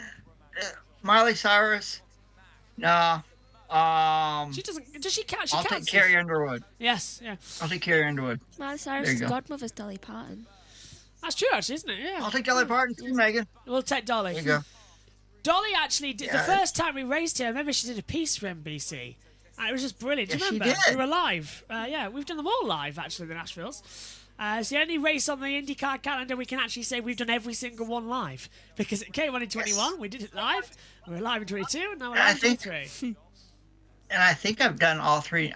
I think I do believe that I've done all three Nashville IndyCar races with you, Josh. I'm not sure. 21. I'm Josh pretty T sure. Josh T might know this. Josh T. Yes. Has Adam done all three Nashville races with us in the box? I can't think I remember. did last year. I think. Because I know I did last year. Yeah, because we was with Matthew Owens last I year. think he has. Yes. Yeah, I think you have. because Oh, hang on, sorry. completely changed. Oh, McLaughlin! He's going to hit! Oh! Down at turn 9, McLaughlin nearly went for a dive bomb suicide move on Roman Grosjean as they were trying to lap Di Francesco. Absolute chaos. What happened so far? Any caution, says the little owl? Not as many as you'd like. Just one caution for a gearbox failure that broke the wing of David Malukas. Didn't even give us a crash. No. Nothing has Also, happened. Go on, Justin. Question. In the history books, it's how many cautions this will go. Is it 1 or is it 2? Do they count the aborted start as a caution because it went into lap 1? I don't think they do. 'Cause It did ca- not yeah. pass lap 1. Yeah, it came up as a caution, didn't it? But I think we're still on 1. 1 actual caution during green flag running. 1. Yeah. I'm going to go and come back again. Maybe that will set one off. I don't know. So you're just walking out and coming back in again? Ah, okay. So, Megan will dive out, see if that works. Even putting it down, she manages to knock off the sound guard. Honestly. There you go, I've put it on. I can't even hear you, Megan. Okay, so, no crashes. This is unheard of. Yeah, Malukas' rear wing broke over the bumps. Oh, Grosjean's made a mistake! Grosjean's made a mistake! Coming through turn 9! And there goes McLaughlin through to the lead! The net lead of the race belongs to McLaughlin. Megan's walked back in and gone like that. The curse was working until she left the box. So Grosjean's in trouble. I think he needs a pit stop. How long's he been since his pit stop now? A long time, actually. Sorry, Josh. Wow, this is getting fun. On board with Newgarden. Disappointed from Newgarden here. Where is he? 4th. Okay, he's higher up than I thought he was. Thought he was lower I down. pick a winner. Oh, is he a pick a winner? It's just a new garden. So, Newgarden's up the inside of Devlin Di Francesco for 3rd. Go on. I need some points because I was tied with you again, Josh, for 9th. So it's called I need to get ahead of you. I don't think we're catching Kobe though. I think he's got it wrapped up again. Yeah, Kobe's taken off, hasn't he? It's too late in the year now. Again. It was Ed Hunter at the beginning of the year. Now it's Kobe saying, "You guys just fight amongst yourselves. I'll just run away." VK contact! VK off and out, hit the side of Felix Rosenquist, and straight down the escape road goes Venus VK. They were battling over the bridge, and VK got sent straight off. Into the pit lane comes Rossi. Oh, that was such a mistake, and they're warning 2. Needs to take another look at that. Whether it was, yes, that was just insane. I can't believe I'm about to say this, but Adam, I think this is your first Nashville. Is it really? Oh, blimey. Yeah. Are you sure? Because I thought it was for last year. Did you do something with Last year USRN? it was Yeah. me. I think I did USRN last year. There we go. Matthew came in second half. Yes. And then Yeah. 2021 That's right. it was just you and Megan. Oh, wow. Yeah. That's right. Now I remember. Yeah. It's too confusing, I can't remember. There's too many. Well, I know. We stayed green. this is your Sorry, we stayed green. Go multiple on. Nashville. but you're first on JB. Yeah, we've stayed Yeah. green, by the way, so VK, I think, has got going again. So he's looped it back around, but my goodness me, that was terrifying. Just completely sent it off into the pit lane, down pit road. Coming in. Dylan, he's headed your way. And I think Brian Herta wanted him to stay out a couple more laps. Kyle said these tires are gone, and Brian was asking him to make the in-cockpit adjustments. They'll get off the alternates, go to the primaries. The lack of cautions has worked well for them today. We'll just see where they blend out here. It's going to be good to see where eventually, when McLaughlin comes back in, where he is versus Kirkwood versus Will Power and Grosjean whenever Grosjean decides to pit, because that's going to be sooner rather than later. Yeah, Santina Ferrucci as well, so they're changing it over. What a great runaround we're having right now. Literally so confusing what we are seeing in this race. Yeah. So then, Adam, who's your predicted winner? I'm still going with Joseph Newgarden. I mean, this is his hometown, so you know he wants to do really good in front of his hometown. So, I mean, that's why I picked him. Got a good strong point there. Could happen. Probably will happen as well, which is always a lot of fun in this race. It's just being more and more chaos and crazy. It's what we like to see in this predicted race. Sure. Let's tap back down the straight. Oh. Push it past. McLaughlin. All right, the race is on at the front. Here is McLaughlin in, and we're going to keep a watchful eye on where Kyle Kirkwood is. The race at the front. So Grosjean leads, Power second, Cashton Evans up to third, Scott McLaughlin into the pit lane, trying to take on the full advantage. And it's a good stop for McLaughlin. He'll change over and put on. Everyone now running on black primaries though, Adam. That's a great call. Yes. Oh, I think now, I think this is going to get Scott McLaughlin home, and actually I think Scott McLaughlin is going to win here on the streets of Nashville. I think you're right. He's got a great opportunity to do so. It's going to happen, isn't it, Josh T? He's still there? Can you hear us? Josh No. T? I think it's just you and me, Josh. All right. We've lost everyone. Canapino does an 8.4 second stop. But the field are closing in together, though, and I've got a feeling we're just going to have to run a little bit with cautions possibly coming when everyone bounces back up after this last pit stop. Yeah, we know the saying cautions breed cautions. Well, it hadn't happened yet. Yeah. So that's the key word. Yeah. On board with, I believe, Javier Castro-Neves we're looking at. Can Castro-Neves do the unthinkable and get a race win on the streets of Nashville? Grosjean is coming down pit road. He will get the alternate tires for Grosjean. They will go on. They're going to ask him to do what? 26, 27 laps to the end. That's asking a lot. Power's in. Power's in too. Castro-Neves looking some Rossi. Grosjean blends back in relation to Palou, his teammate Kirkwood, and Scott McLaughlin. Will Power's not out of the mix for a good result. He goes a little bit longer, so maybe a little less time getting fuel, and no fuel save for him. He's out. Grosjean's a lot further back than where he would like to be. Look at the traffic he's come out in. Alexander Rossi just out of the pits. You see Ericsson go by Award, Grosjean. Now it looks like Jack Harvey going along, who's also having a great run right now up in P9. Jack had a terrific run here last year as well. His teammate is on the inside. Oh, and a nice move on the inside as well for the 45, getting back through. Some amazing positions being gained right now. I honestly don't know what to see next. The race, Adam, is just being different and electric and fantastic.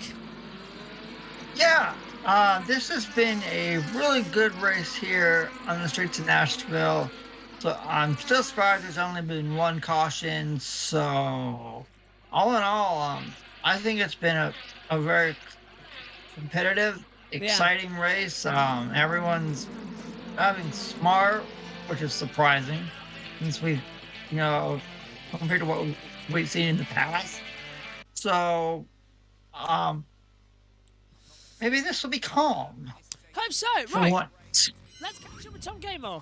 Mac, it was going to be a 3-horse race, but Roman Grosjean very, very slow in the final few laps of that stint on his primary tyres. He's compromised now because he's got to take the alternate quite a long way to the end, and that tyre's not going to like that one bit. He's come back out in traffic, and he's considerably further back behind Kirkwood and McLaughlin than he would have liked. Alex Palou, yes, he's in third place, but we know he's compromised as well because he's not quite in the fuel window. So Alex Palou has already gone 10 laps, and he's going to have to do the maths. 35 laps, that's going to be a hell of a stint, so he's going to be fuel saving, so he's not going to be able to use his push to pass, he's not going to be able to stay on the throttle, he'll be lifting and coasting everywhere, and that's even if he doesn't have to make a splash and dash. If it stays yellow, then, I mean, if it stays green, he may have to make a stop. If there's yellows, that's going to help Palou to bring him back into this race, but there will have to be a considerable amount of yellow at the moment. Carl Kirkwood looks so good, and Scotty McLaughlin now will have the bit between his teeth. This is Andretti Autosport versus Penske. And it's a big deal as well to come into this. Let's just run you through the order. VK and Pedersen, by the way, into the pit lane. Carl Kirkwood leads, and he has done his second stop. And then Scott McLaughlin second, Alex Palou third, Joseph Newgarden's fourth, Scott Dixon fifth, Marcus Ericsson is sixth, Pato O'Ward seventh, Romain Grosjean eighth, Christian Lundgaard is ninth, Jack Harvey rounds out the top 10. Then we get Will Power, Helio Casneves, Callum Ilott, Graham Rahal, Marcus Armstrong, Colton Herter, Linus Lundqvist, Felix Rosenquist, Venus VK, Santino Ferrucci, Agustin Canapino, Ryan Hunter-Ray, Stingray Robb, Benjamin Pedersen to the pit lane, then Devlin Di Francesco, Alexander Rossi, and David Malukas. That's the running order at the moment here for the Music City Grand Prix Nashville. And this was the contact you missed while you were away.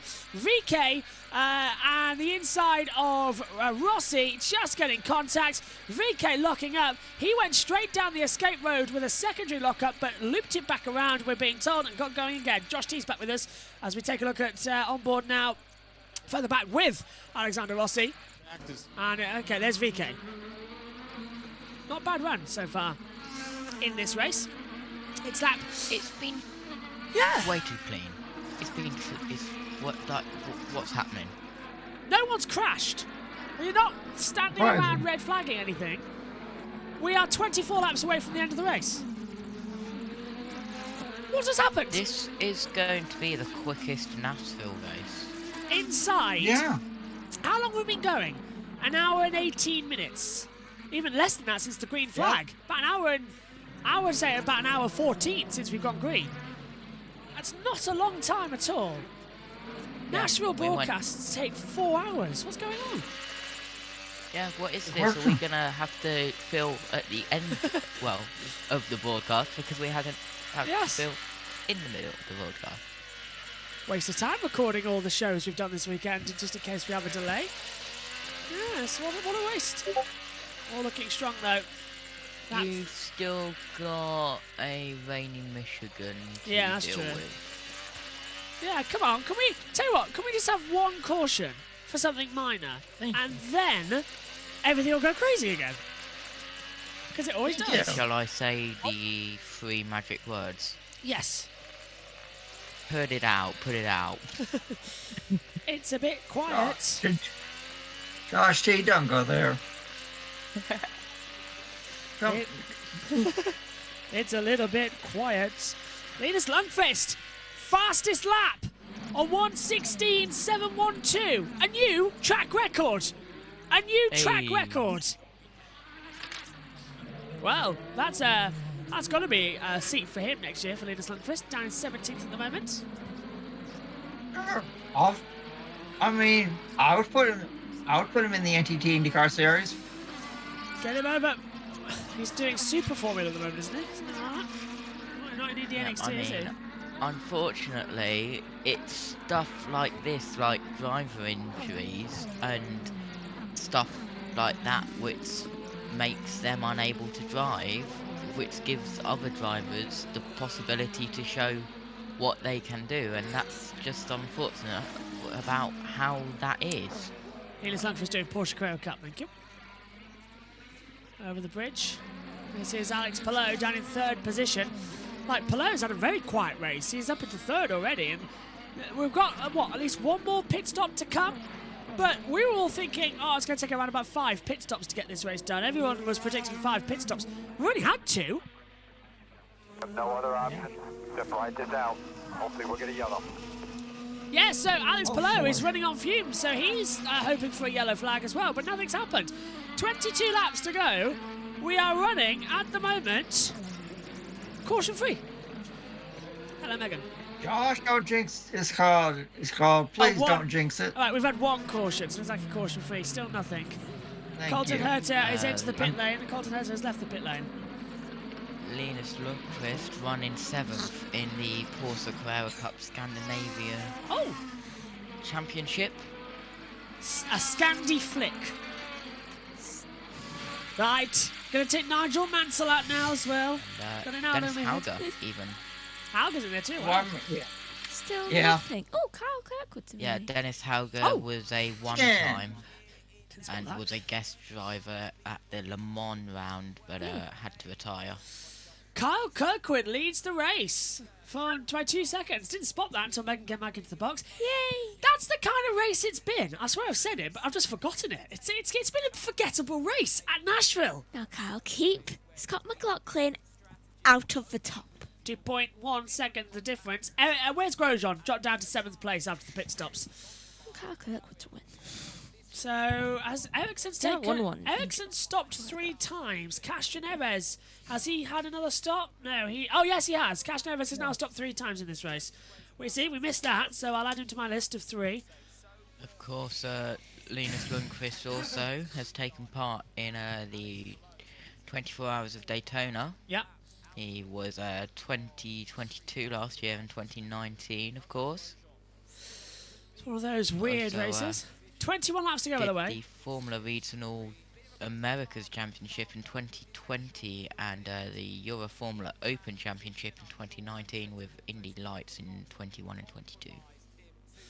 Kirkwood for McLaughlin down the back straight away then.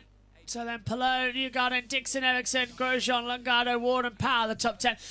Barely anything happening in this race, and it's become a bit quiet, but it's been energetic again. Another good race. And, I don't know, we've had 3 very different races. But, I remind you, in all of the races we've held here before, there has been a red flag in the last 10 laps. So, that could easily happen. True. With the Formula Regional Americas Championship, he did a Max Verstappen in 2020. Dominated. Won 15 of the 17 races. Oof. And got 401 championship points. He came 2nd in the 3rd race at Homestead, Miami, and Sebring he was 6th in the 1st race. But yeah, won 15 of 17. Lundqvist is a fast driver, should really have an eye on Formula 1. One driver who does have an eye on Formula 1, by the way. Don't know if you've picked up on this one as well.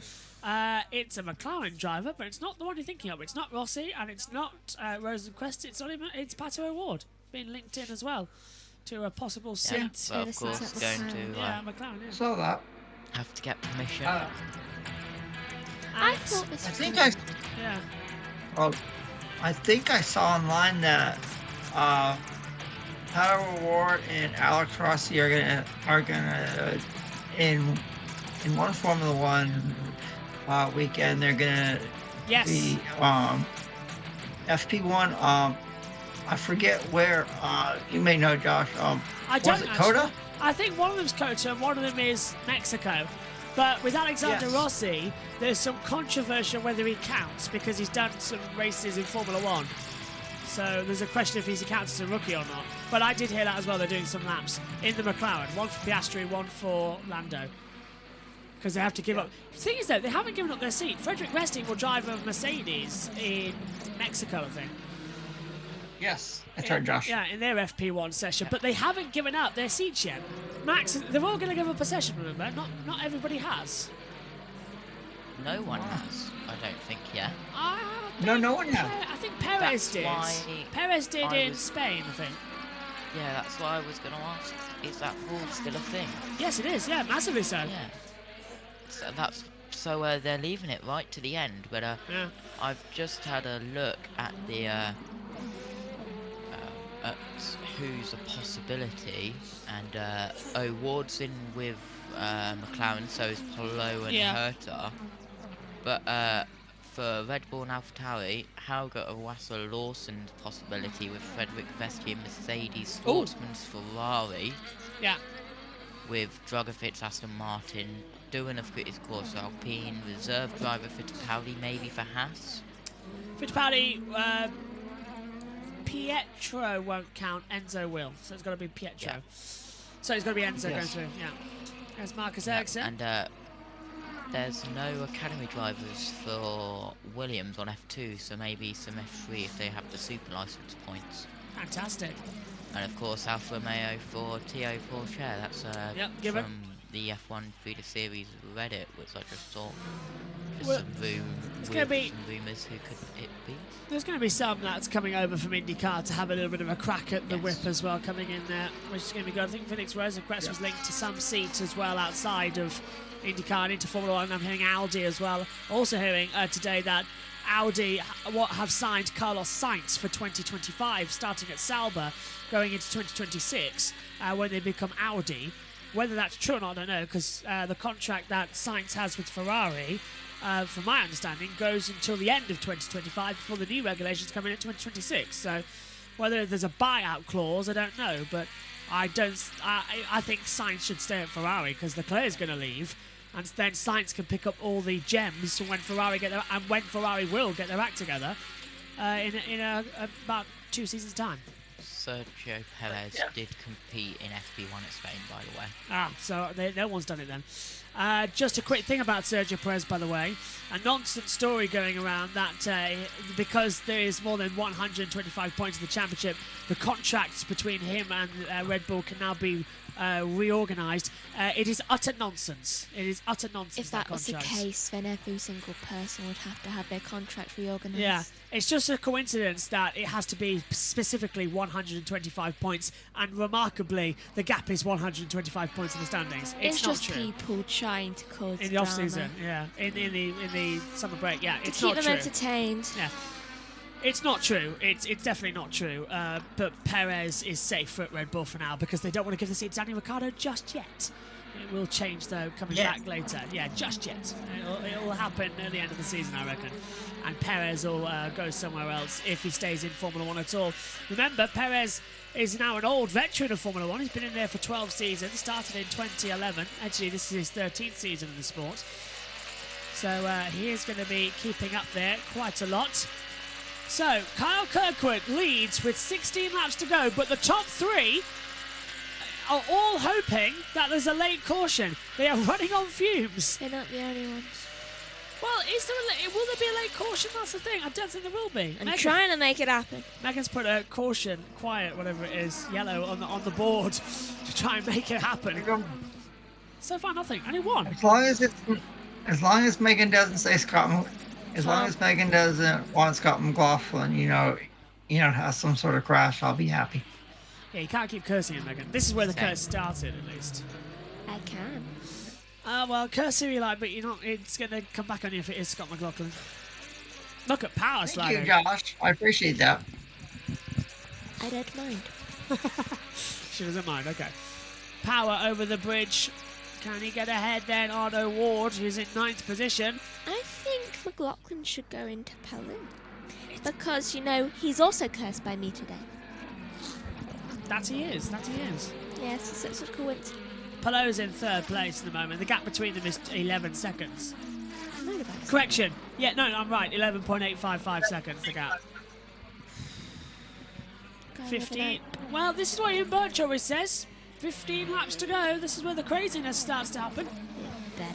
Field is bunching, but we need a caution to liven up this end of the race. And the drivers are banking on the cautions as well. Will one of them just spin? Please, spin to another. Who can we reliably have to crash on a street course this year? Oh, I know. Romain Grosjean. Yeah. Either that or Isla. Wait. Yeah. What driver can we have crash reliably on every single circuit that we go to? Oh wait, Romain Grosjean. Right, where is he? Oh, that. I was just about to say that, Josh T. Yeah. I was just thinking that. Where's the Frenchman? Where's Herta? Herta is down. Where is Herta? Oh, look, you're right next to my other cursed one today. Where is Colton Herta? Oh, he's down in 21st place. Okay. Above Ryan Hunter-Reay. Grosjean's going to have a little move here as well under the brakes into in-state drive. He's going to go on the inside. No, I thought he might lose a little bit there, but he's kept it together. They're all playing happy families out there. 14 laps to go. It's a lie. It's nothing happening. This is insane. We are 1 hour and...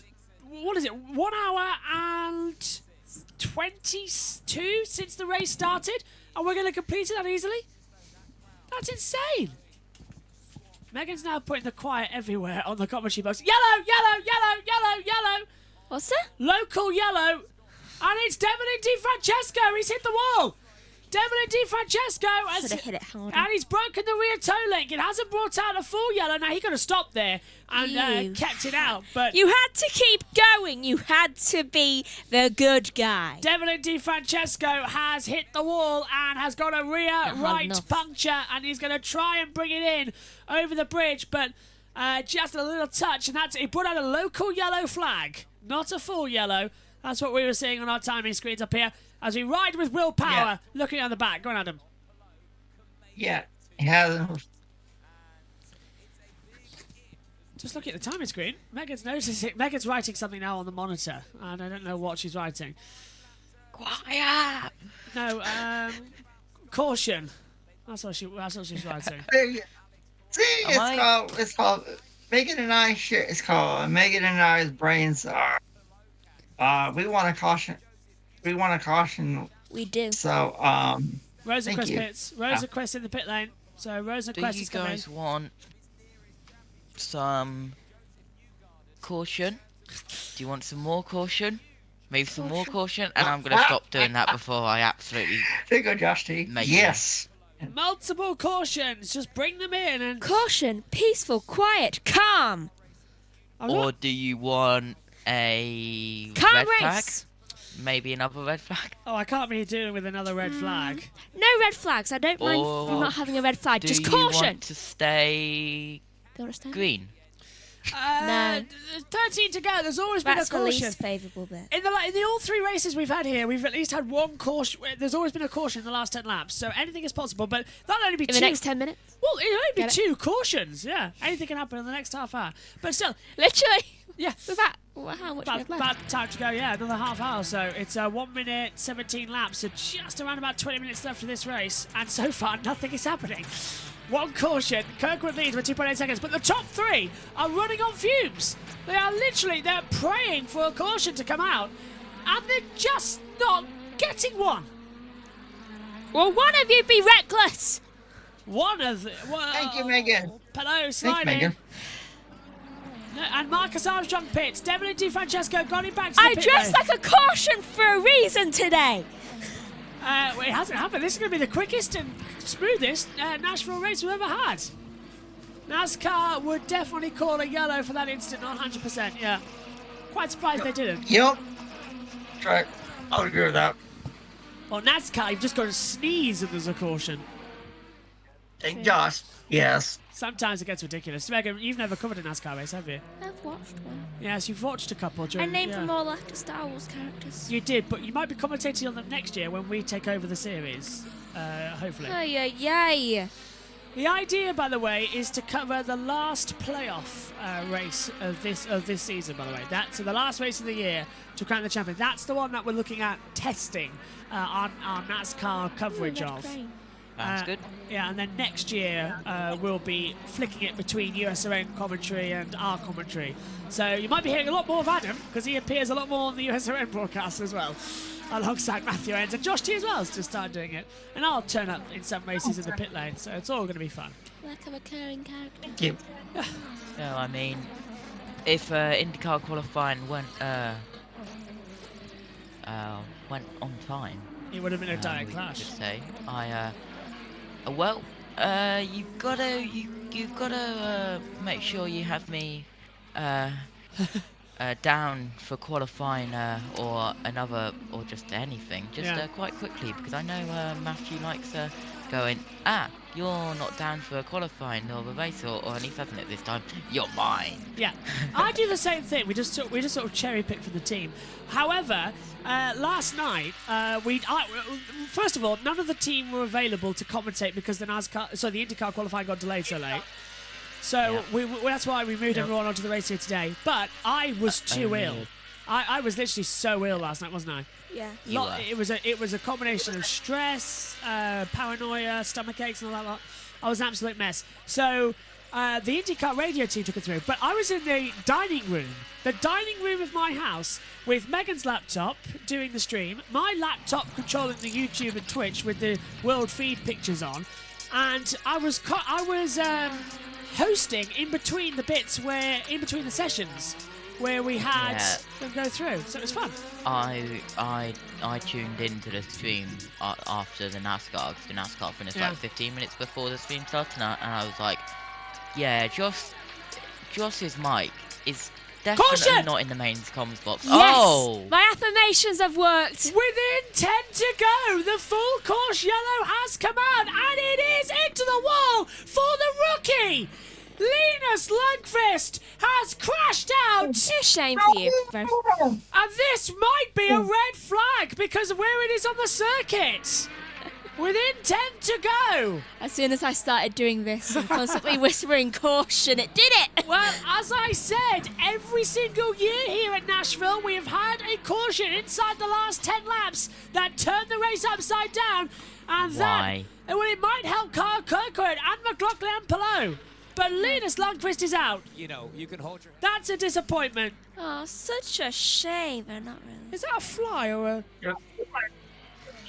Don't know. He's okay, but caution's out. Caution 2 then, caused by the number 60 as well, with a crash. Happiness. Let's have a look how it happened then. Top of the picture. And he's locked up and gone straight into the wall. Oh, that's a nasty hit, actually. And that's at the pit entrance. The pit entry is going to be closed. Ho, ho, ho. Oh, dear. Oh, whack as well. Cars through the pit lane. Well, they might go red flag here just to make sure we've got enough time left. Cars through the pit lane. Kirkwood, no one can pit. Whoa. True. Oh, Jack Harvey. Look. Oh, no, he's got a broken front wing. Now, where's that happened? Now, Harvey passed us on the pictures after we saw, and he was fine. Harvey, so he's done that under caution. Wheel snapped out of his hand. We saw. What was that? Now, pit entry's closed. Pit entry's closed. Now, is there a rule? I'm going to ask Adam on this. Because it's emergency work, can he come in? But he'll get a penalty for it, won't he? Because he's coming with the pit entry closed. Yeah. That is correct, Josh. That is correct. So if it's same as NASCAR, it'll be to the back of the field. Yeah. Yes. Should be. Correct. That's correct. Well, he'll go to the rear of the longest line, but there is only one line, so yes. So this could be. He might not even get out. Let's see. Keep an eye on look. where we will restart. Oh, he locked it's up. Under caution. Yeah, and he just locked up coming over onto the second half of the Korean War Veterans Bridge. Let's hit the wall. And this is Lundqvist. He's going to do the same thing. Look, turns in. The front's going to lock. Hang on. There's the pit entry. Here it is, out of the last corner. So this is the last corner. Loses the rear and gets on the marbles and he's just straight into the wall. Well done, Megan, says Gavin Jones. Thank you. You got us a caution, Megan. Can I take the yellow down now? For no. Oh, wait. I thought you were pressing something on there. No. So, out of the race has gone Harvey. The suspension's gone. So Harvey's out of the race too. So 2 for the price of 1. Wow. Don't question why my marker of doom is blue this weekend. I can't find my red marker of doom, so a blue one must do. Well, I've changed between several as well. So we've stayed under yellow, and the mic restarted soon. Why are you looking so smug? Chaos. We're going to restart, I think, with 6 to go. That's the information I'm getting across my earphones. I'm going to leave the number 6. Oh, that's going to be tight. Oh! That's ridiculous. And they can't Have commit they to heard pit of lane. parking straight? Well, they can't commit to the pit entry line. That's why they're having to go like that. Because the pit entry's right there, so they can't commit to that line. I can't get myself to cross off Linus Lundqvist. He will stay uncrossed, but with a little D and F next to his name. A little sad face. Do it. A little sad face, maybe. Yes. Oh, I'd cross him out. Who's doing USON's race? Because Matthew's just started the NASCAR race. So who's calling that one? NASCAR is doing both the mats.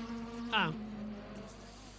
So I don't know what Matthew. I don't know if we're on USON. If we are on USON, hello everybody. So we didn't know. We're on 2, so hello everybody on USON 2. What is Matthew playing our commentary on USON 2? I think. Oh, we're hello. on I haven't put us on USON. Hello everybody on USON 2. Hello. Hi. I haven't put us on there. So hello everyone. I mean, we were scheduled for USRN 2, so if you've not put us on, we're not on. I have not known a thing. Can't be honest, no one tells us. I've got no message at all on that fact, on that front. No, nothing. Let's have pit road. Here, so know you're in fuel save. This may help that, but it's another restart. So were you happy or not to see this yellow? We had control of the situation. Kyle was doing a great job, and we were making the fuel numbers, so we were going to make it. Now we won't have a fuel save. Now it's just a shootout to the finish, so it's good for the fans. Hopefully we can hang on. What kind of day has this been? It seems like the car's been great. Seems like you've made the right calls. Is a win the only kind of acceptable result here? Ask me in 8 laps. Fair enough. Brian Hurd, ready to go. Kirkwood, who started. Ask me in 8 laps. The most atypical thing we could do right now is that. So, under yellow once again here at Nashville, our second caution. It's a separate crash as well, which is what I can't understand. Is why you put under yellow. Megan's laughing. What are you laughing about? The chaos. Into the pits as they're open. VK, Ferrucci, Hunter Ray, Stingray Rob, Pedersen, and like a Rossi. lawnmower. Yeah, that's the current version. And then next year it goes the other way. It looks like a lawnmower, something I can't say. I'll tell you later. And it's know where a you're metal going, Megan. detector. Think. What was the other one you got? I'll tell you after the thing. Oh, I'll tell you in just Oil can. Oil can, yeah. Mutants. And what was it? Oh yeah, I see what you mean. Oh yeah. Yeah, I can see it. Yeah. There's where we're going next either year. that or a golf club. Yeah. Maybe you can't say a tool, but you could say a golf club. Fine, an axe. Yeah, it looks like an axe. It's alright, Spar looks like a gun. It looks like it looks like a phaser from Star Trek. It does. And then, what was it? Monza looks like a flat boomerang. Yes. So does Brands. So does Brands. Indy. Yas Marina looks like something as well, but I can't picture the track right now. Ah, there we go. Now, Yas Marina looks like a gun as well. Or that, or a bent trowel. Yeah. Bent trowel as well. Yeah. Yeah.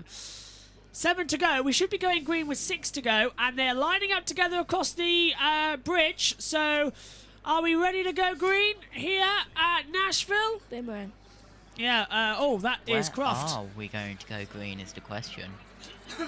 Yeah, because they're over the bridge and they haven't got the green flag. So, control line. Kyle Kirkwood is waiting to be the alternative control line, as Megan's pointed out, and that will be after this part of the track. Green flag. We are racing again.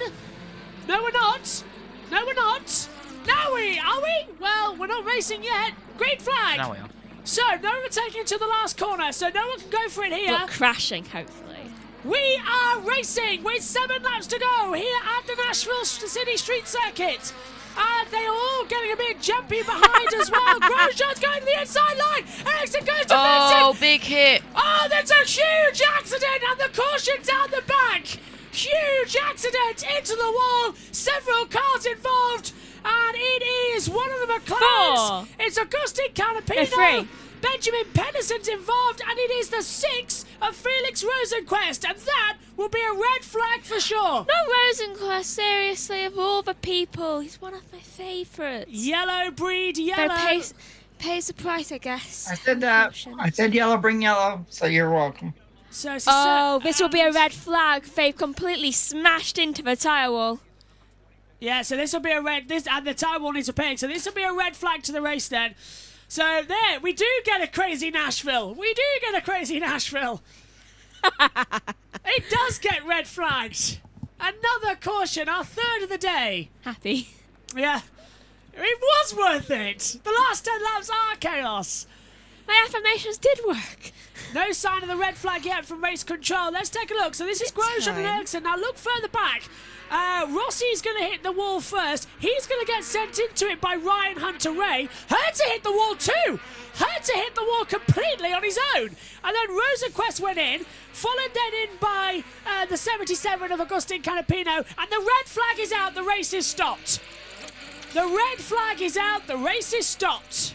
So we will have a sprint to the finish. But race control have now declared this a red flag. So the race is suspended. So we do keep our 100% caution record, and we do keep our 100% red flag record as well, because the cars are coming into the pit lane, and the red flag to stop the race. And Herta has got damage to his front wing after he hit the pit wall. So 5 laps to go here, and the red flag is now displayed, and we are stopped here at Nashville, just like 12 months ago and 24 months ago. The last 5 laps provide chaos and the race gets stopped. So we will have a 4-lap shootout at best to decide this race. I'm a bit happier. Yeah, go on. I am definitely not a part of this. I definitely didn't say, oh, okay, let's go. The IndyCar race is going to finish before the start of the NASCAR race. Yeah, about that.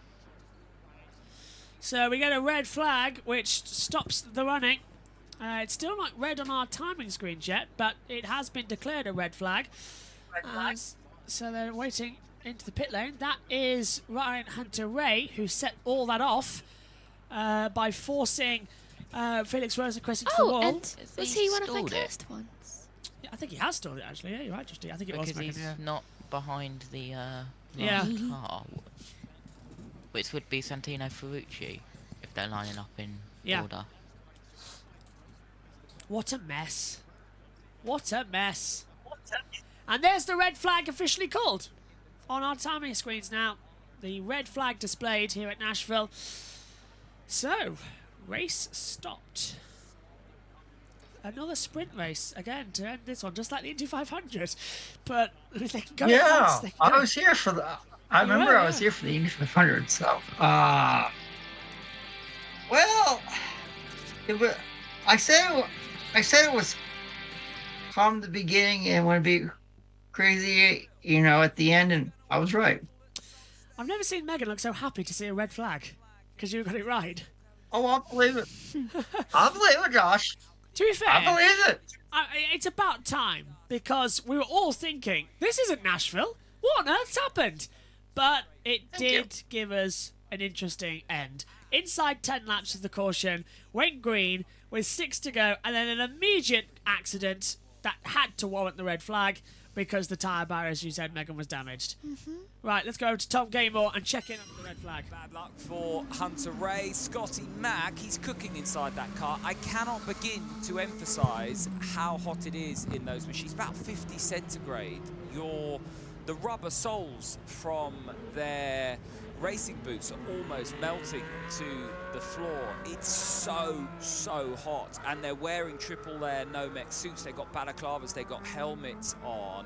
So imagine sitting in a sauna in that sort of 50 centigrade heat with that heart rate up, at around 150, 160 beats per minute. That's high heart rate stuff for hours on end with a limited amount of fluid. The fluid turns into a cup of tea. So yes, they have a bit of water that they can bring through a straw on a button, but the pouch there, the water heats up so quickly that it's very much undrinkable. You just use it to wet your mouth, really, because it's a cup of tea after about 10 laps. And Scotty Mack's used to sweltering cockpit temperatures. He's done Aussie V8 supercars for so long. He's used to those temperatures, and to see him that hot and bothered as the cars came in well, that just shows you just how stressed the body is. That their core body temperature is going to be up at around the high 39s, almost 40 centigrade. That is right on the limit of what is humanly possible. If you had a temperature of 40 centigrade, you'd almost be going to an accident and an emergency department. So that is what they are facing. It's not pleasant at all, but we're under red flag conditions here at Nashville. We're going to have a dash for the cash, so to speak. Can Kyle Kirkwood hold off Scotty Mackey? Done such a good job on the last restart. Well, the drivers now sitting in the cars, the heat soak in full swing. We're going to head back to our NBC team, who are going to talk us through these final moments at the Music City Grand Prix.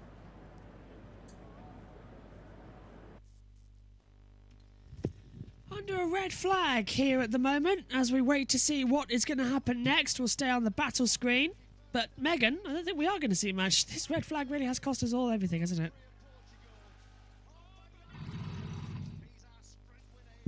No, you're not. Hang on. There you go. Now go. It really has. I'm not so fussed about the time. I'm more fussed about me wanting more food. So. Well, the red flags come out, and they aren't going to fire engines just yet. There is rain at turns 1 and 2 It just keeps coming. at Michigan International Speedway for NASCAR. So that race still not happening. More drama, just not here. Yeah, that race still not happening at the moment. So that's going to take a very long time. Lance Stroll, however, he had some vanilla ice cream and has been putting it on his lips, literally, and taking some photos. Oh, he's happy. He is happy. As they come through. So we're just in a holding pattern now, Adam, as well, and that's going to be the really worst thing, isn't it? Because they've got to bring all the cars back to the pit lane and have caused this red flag, and now we're just sort of waiting. Like, we've got 5 laps still to run, effectively 4 when we go back to green, and not much is really... It's a lot on the line here because they can't refuel, so Kirkwood, McLaughlin, Palou struggling again. Yeah. All I gotta say is, to me, I don't think Kyle Kirkwood, Scott McLaughlin, or Alex Palou is going to win. I think one of those drivers is going to run out of fuel either with 2 laps to go or on the white flag. And I think Joseph Newgarden finds a way to win. I think he could as well. Let's go down pit road. Yeah, I love it because it gives us a shot, you know. Kyle's been pretty good, but then at the same time, I think we still got the best car. That's why it was on pole and stuff. You know, the Dex Imaging car has always been good, and the Chevy Power now is excellent, you know, on these restarts. So we'll see. You know, Scotty knows how to handle this. He's done it before, and, you know, we'll see. Hopefully everything works out. Do we think it has to happen on the restart, or are there more opportunities in the final 3 or 4 laps that come? No, that's... This place causes yellows, and the reason is there's good places to pass, you know. You can pass in turn 4, you can pass in turn 9, you can pass in turn 11, you know. So it gives you a lot of opportunities to pass here. So we'll just see, you know. I feel we got the right guy behind the wheel, though. Thank you, Kyle. Dave. Standing by with Barry Wanzer, who calls the strategy for Alex Palou. And, of course, as soon as they abandoned the fuel save and went to go, go, go, well, now you got your caution. So can you get there? At this point, we're still not out of trouble, but we're in less trouble. So we think we can make it. We had a little bit of fuel error on the first stop. You know, sometimes the meter isn't exactly accurate on the car. So, but we're pretty confident we'll get to the end. We'll see how this goes. We know, obviously, this is starting to become very Nashville-like here at the end. The first part of the race hasn't been that way. We were counting on yellows based on our strategy. We didn't get them until now. Obviously, like you said, we bailed on the you know, waiting to try to get a yellow, and we're going to wick it up to close the gap to try to minimize the damage when we made a splash and go. But now we're back fighting, but we're going to have to save a little bit still to get it done. So does that mean he can't fight for the win from? We're going to fight to stay in third right now, but you never know what's going to happen in front of us with them fighting, so you never know. We'll see. That's right. Hey, he did say it was back to the old Nashville Lee. Well, and again, Dave admitting that in their strategy, they built into their model multiple cautions, more than what we had so far today. And then here we are in the closing portion of this race, and there's been 2 in quick succession, including this stoppage. Well, for Alex Palou. Yep, our third caution, our first one, of course, caused by the 18, David Malukas, his gearbox exploding, bringing it out. Second was brought out by Linus Lundqvist hitting the wall, and then also Jack Harvey, for some reason, having an accident.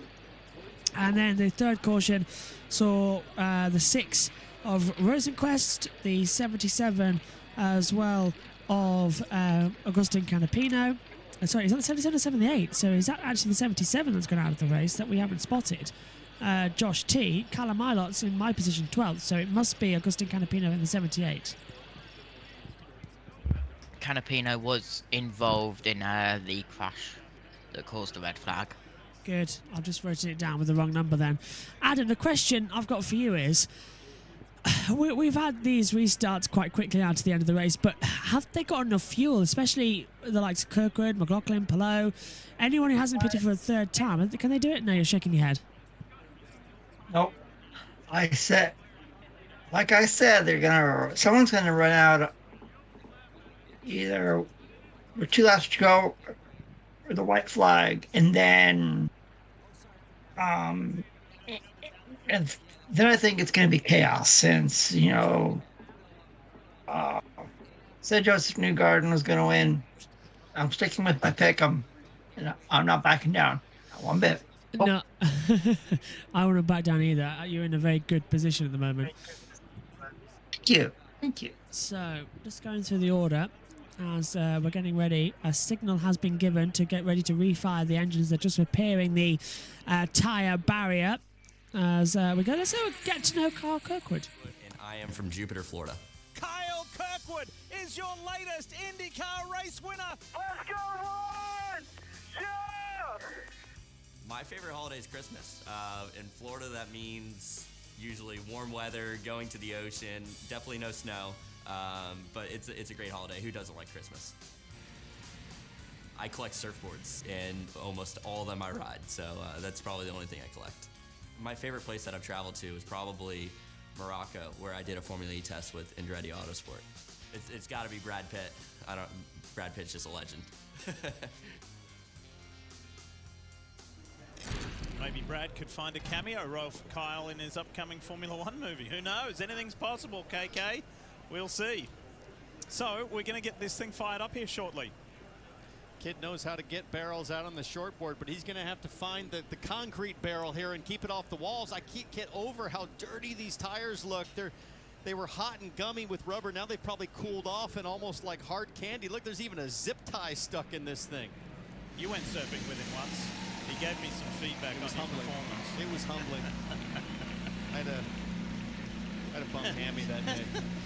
There's a good sound. The engines are fired, and the crowd is pumped because they know what they're about to see based on the past 2 years of chaos to the checkered flag. Yes, even our... Finally, we are back under yellow conditions and the race can resume. It will about be, I reckon, what, 4 or 5 laps we're thinking, Megan? Not that long at all. But this is going to be quite an interesting restart procedure. This is going to be fun, isn't it? A fired finish. Yes, it will be. Any predictions? Josh T says BRB. Oh, and Siri's gone off. Kyle Kirkwood, hopefully. That's good. Okay, then, Adam. So Megan says Kyle Kirkwood. Adam, what about you? I think Kyle Kirkwood. The top 3 don't win. Joseph Newgarden comes out on top. There. Romain Grosjean's restarting this race. Ultimatum, there you go. Yeah, that's a pretty good alternative. Grosjean's on the alternative tyre though, so he's going to be a bit faster. So is VK and Ferrucci and Pedersen. But primary runners are the better ones here. This is Romain Grosjean, 7th at the moment. Can he go fast overall? This was him battling with Marcus Ericsson before the red flag came out. Look to the inside. Ericsson blocked him. And then the pile-up happened behind. It was just chaos. That wasn't fair, really, was it? I think Ericsson hit us in that instance. The two F1 boys coming together. It's never a good sign when 2 F1 people come together. So it usually ends up in a lot of fire or yeah. debris.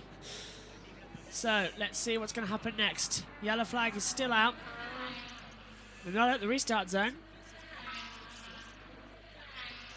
I think they should move. I think next year, by the way, the idea is to have the finish and restart zone down Broadway. Probably wise. I like that move. Yeah. So that's going to be a lot of fun. To start the race at Music City home. Look at the amount of marbles on this track as well. If you're a motorsport fan and you're at this circuit, go out when the roads open up, get a dustpan and brush and pick up a couple of jars full of tyre marbles, and they're reusable as well. In fact, a fun fact about these tyres, they're made from trees and the bark inside them. So you can, physically, you can plant them, put some seeds in them, and it will act as its own fertiliser to grow trees. One to go until they go green. So it'll be a 3-lap shootout. So if you want some, just get those tyre marbles. You can tell kids that you're going to have a tyre tree. Yeah, exactly. You get some tyre marbles. It acts as like compost soil because it's made from tree bark. You put it in, and then it's all good. You grow some trees. Look at Nashville last year. Let's go get some. This is the restart. McLaughlin tried his hardest to get past Scott Dixon. Dixon defended crazy across the line. And it was Dixon who ended up winning last year. McLaughlin was so frustrated. That was a restart with 3 laps to go. It's in exactly the same position 12 months later. He lines up behind Carl Kirkwood. Can Scotty Mack win here on a road course? No. It's a street circuit as well, it's not even a proper road course. That is yet another retirement for Colton Herter at Nashville after hitting the wall. So he will not restart this race. He was 19th. We're getting ready for the green flag. 3-lap shoot. Yeah, it's happening again. Here we go. You ready to stand? This is going to be very chaotic 3 laps. So, how long until the next caution? Make your bets, place 2 your minutes. bets. That's just pushing it. A 3-lap shootout to decide the Grand Prix of Nashville. The final time on this layout before we change. It's delivered as 3 barnstormers. Let's see what we can do. Kirkwood v McLaughlin, Palou and Newgarden in the mix. Final time today. They will exit the last corner and we're racing. Oh, look at Newgarden touching the back of Palou immediately. And there's a spinner. We just stayed green. That was a sideways manoeuvre from Cashton Evers with power on the outside. O'Ward got in the spin. We are green flag officially. No one's hit the wall. Let's go racing. Herter's officially out of the race. Power's gone defensive. And what a rubbish way to have a restart. It's too congested. It is, though. Would we rather have another yellow? And look at Kirkwood. He's only 1.3 seconds up the street, Adam. He's just taking off, but has he got enough fuel? No, he doesn't. No. And Josh Tears is getting insane now as they're coming to break his over turn 4. There's Newgarden. He's stuck behind Palou. Oh! Oh, that's Canapino. That's Canapino back in the wall. And is that going to bring out another caution? Now he's far enough. Road. Yeah, he's far enough down the escape road. They might just leave him there. So no yellow so far on our control decks as far as we can see. But they might leave him there. Fingers crossed. But that's his second accident. That's his second accident. I'd leave him there. VK's got ahead of Ray Hall, and Kirkwood's 1.3 seconds ahead of Scotty Mack. No point in stopping the race Yeah, again. no point stopping the race with 3 to go. Especially he's down on escape road. Yeah, he's far enough off.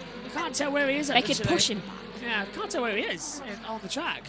I think it's down at turn 4, just after the bridge, the first half. That's where he's gone in. 2 to go. Power's ahead of Cashton Evers, but Adam, this is getting a bit like wow. Carl Kirkwood's pushed it. They didn't refuel. They can't refuel. And McLaughlin, for a second-year run, he's going to lose out. I still can't believe it. I thought someone would run out. Maybe I'll be wrong. Maybe McLaughlin will run out. Maybe McLaughlin will run out. Again, don't jinx him. Come on now. I'm hopeful. You're hopeful. Okay, good. Good. 37 seconds. Negative 2 against 1. I think Kirkwood's used about 40 seconds of push to pass. That's why he's got such a great lead. 2.1 seconds now. McLaughlin has got Palou right behind him. Palou got to start thinking championship. Can't hit the wall, but so's Newgarden. The 2 championship protagonists are 3rd and 4th right now as we're coming to the last lap on this version of the Big Machine Music City Grand Prix of Nashville. This is going to be the last lap on this iteration of this amazing circuit that has delivered us great crazy races. They'll go back to it eventually. Well, they're changing it back to Broadway next year, so this will be the last time on this one. They'll still have the bridge, so it's not changing too much, but... They'll go back to this one eventually, though, when we get bored of the other one. White flag in the air. The next flag ends the race, no matter what it is. Kirkwood leads. McLaughlin's within a second. So that lead he got up has lost out. Kirkwood, I'm hearing, is running on fumes. He's having to lift and coast out the corners, so he's slower on the straights and he's slower through the corners. McLaughlin has no such issue. This is going to be the run as to who can be the bravest over the bridge. McLaughlin closing him in, but he's losing out on time. Hopefully Kirkwood can keep him at bay for a long, long lap. Palos coming in. Kirkwood became an IndyCar Grand Prix winner at Long Beach. He could do it again here in Nashville, but he's running on fumes. The gap is 0.6 of a second. Adam, this could be a second win on a road course and a street circuit as well. Kirkwood's looking impressive. Yeah, I think next year Kyle Kirkwood is a driver that is going to contend for the NTT IndyCar Series Championship. Out of the last corner, he's absolutely done it. Kyle Kirkwood, a second win on the streets. One in Long Beach, one in Nashville. He takes the double checkered flag and wins the Grand Prix of Nashville. Scotty Mack, second again. Third for Palou, Newgarden fourth. Dixon rounds out the top 5. And today's longest pit stops was Venus VK with 6. Wait, we got VK and Agustin Canapino, they both did 6, but only 4. You're one ahead. Castro Neves. Why do you need the extra one? Red flag, remember? And? Didn't tell them to actually do the pit stop. Kyle Kirkwood wins for the second time in his NTT IndyCar career. Once in Long Beach earlier on this year, now once on the streets of Nashville. It did give us a crazy race in the end. Not bad. Adam, what do you make of it? Yes, it did. You know what it is? Congratulations, to Kyle Kirkwood on his second career IndyCar Series victory. After he won at Long Beach, I knew it would be just a matter of time before he won number 2, and he did it here on the streets of Nashville. So I've said it plenty of times. I'll say it again. Next year, Kyle Kirkwood will be a contender for the NTT IndyCar Series Championship. Mark my words. Josh T, what did you make of it? Words marked. Where was all of our cautions? Only 3. I was expecting, where's it? 1, 2, 3, 4, 5, 6, 7, 8. A lot of cautions. Yeah, I've only got 3 and a red flag. That's it. That's what I'm thinking. These which I was wanting to use. Oh, great. Megs, what about you? I am happy with the end of the race, and I really, really do hope that Kyle Kirkwood wins the championship next year. He's on the road. You leaving? Yes. Right. Okay. Thanks, Megs. See you next week. No, we won't. You get a week off next week. Woohoo! See you in 2 weeks, Megs. Bye bye. Bye bye, Megan. Bye, Megan. She takes her headset off and walks out the back of the commentary box. Bye bye, Megan. I'll have some ice cream as well. Actually, what is dessert this week? Do we know? What is it? Blackberry. Oh, fantastic. I'm having that. I might have that in the bath as well, actually. No, I joke. No food in the bathroom, especially our bathroom, blimey. If our bathroom was literally just had a bath in it and was all, either tiled or wood and all that lot, and it was nice, then maybe I'd have food in the bath. If our bathroom was just a room with a bath in it, then I'd have food in there. Because why not? Ice cream in the tub, brilliant. But not a proper bathroom like ours. Literally. Yeah. Say again. Right, fella, Nick, okay. Is it dark outside? Leave the door open. Get some fresh air in here. Good. I'd rather freeze than get some fresh air in here. Thank you, Megan. Yeah. If it's, look at Scott McLaughlin He knows again he's lost out on this Nashville race. Joseph Newgarden, 4th place behind Alex Palou, but Kyle Kirkwood's still in the car. He can't believe it. He cannot believe it. Another great race. Right, over on USRN, I implore you all to go there now. The radio coverage of the Michigan. Rolling. Cars are rolling. So if you want to leave us now and go over to USRN, you can join us there for Matthew Owens' commentary as well from Michigan. So head over there. The link is already in the chat up as well. So go over to USRN on Mixler's app. As we've wrapped up our coverage, we'll continue here for post-race debriefing. But we're literally just going to hear from the race winner and then sign off after our thoughts have been given. So there's not much left for us to talk about. Kyle Kirkwood puts his steering wheel on the side of the air intakes, climbs out of the cockpit with a hat on, and gives it the welly. He is the Music City Grand Prix winner of 2023. 3 different races, 3 different winners, 2 different pole sitters. Let's go down and hear from him now. Winning championships at every level, and now he's showing us why he was so sought after. Win number 2 on the season, and this one took a lot of work. Tell me about trying to hold off a hungry Scott McLaughlin at the end. How did you do that? Man, I'm not sure, to be honest. He was so fast at the end. We were really good on just the initial lap. But right there at the end, man, they were so fast, and they ran me down just in that last lap. But I got to give it off to the 27 crew, AutoNation, Andretti, Honda. I mean, they played everything in my favor, to be honest. They gave me all the tools I needed. I really only made a couple passes on track, and they cycled me to the front on strategy, and we just made really smart decisions and hit all of our marks. So just a solid day for the 27 crew, no doubt. And from 8th. So I know win number 1 is always going to be difficult to top. But what's the significance of win number 2? Does it feel like validation that it wasn't just a one-time thing? No, I'm here, I'm for real. No, it definitely does. You know, last time I was here was not a very fun event. We were super fast, and I just needed some kind of redemption, and we got it here today. So it's super cool. And like I said, hats off to the crew because they did a phenomenal job as well.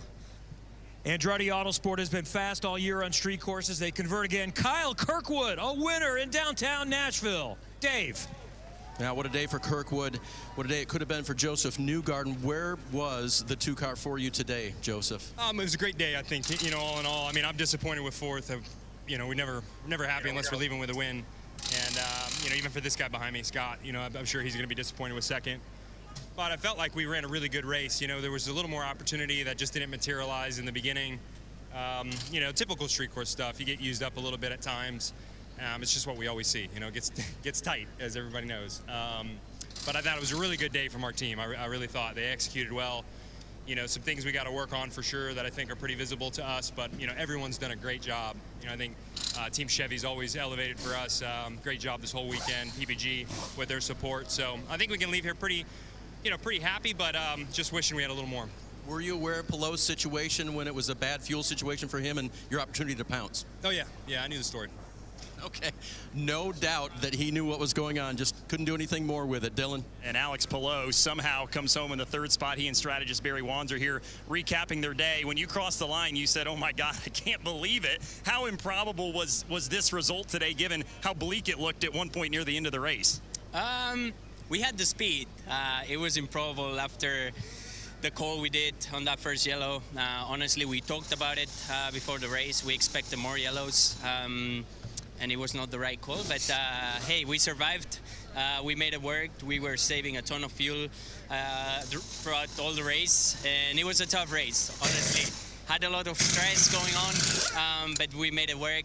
We're on the podium, so yeah, couldn't be happier now. Sometimes you have years where it just seems like everything kind of falls your way. I think that's been a year for you guys like this year.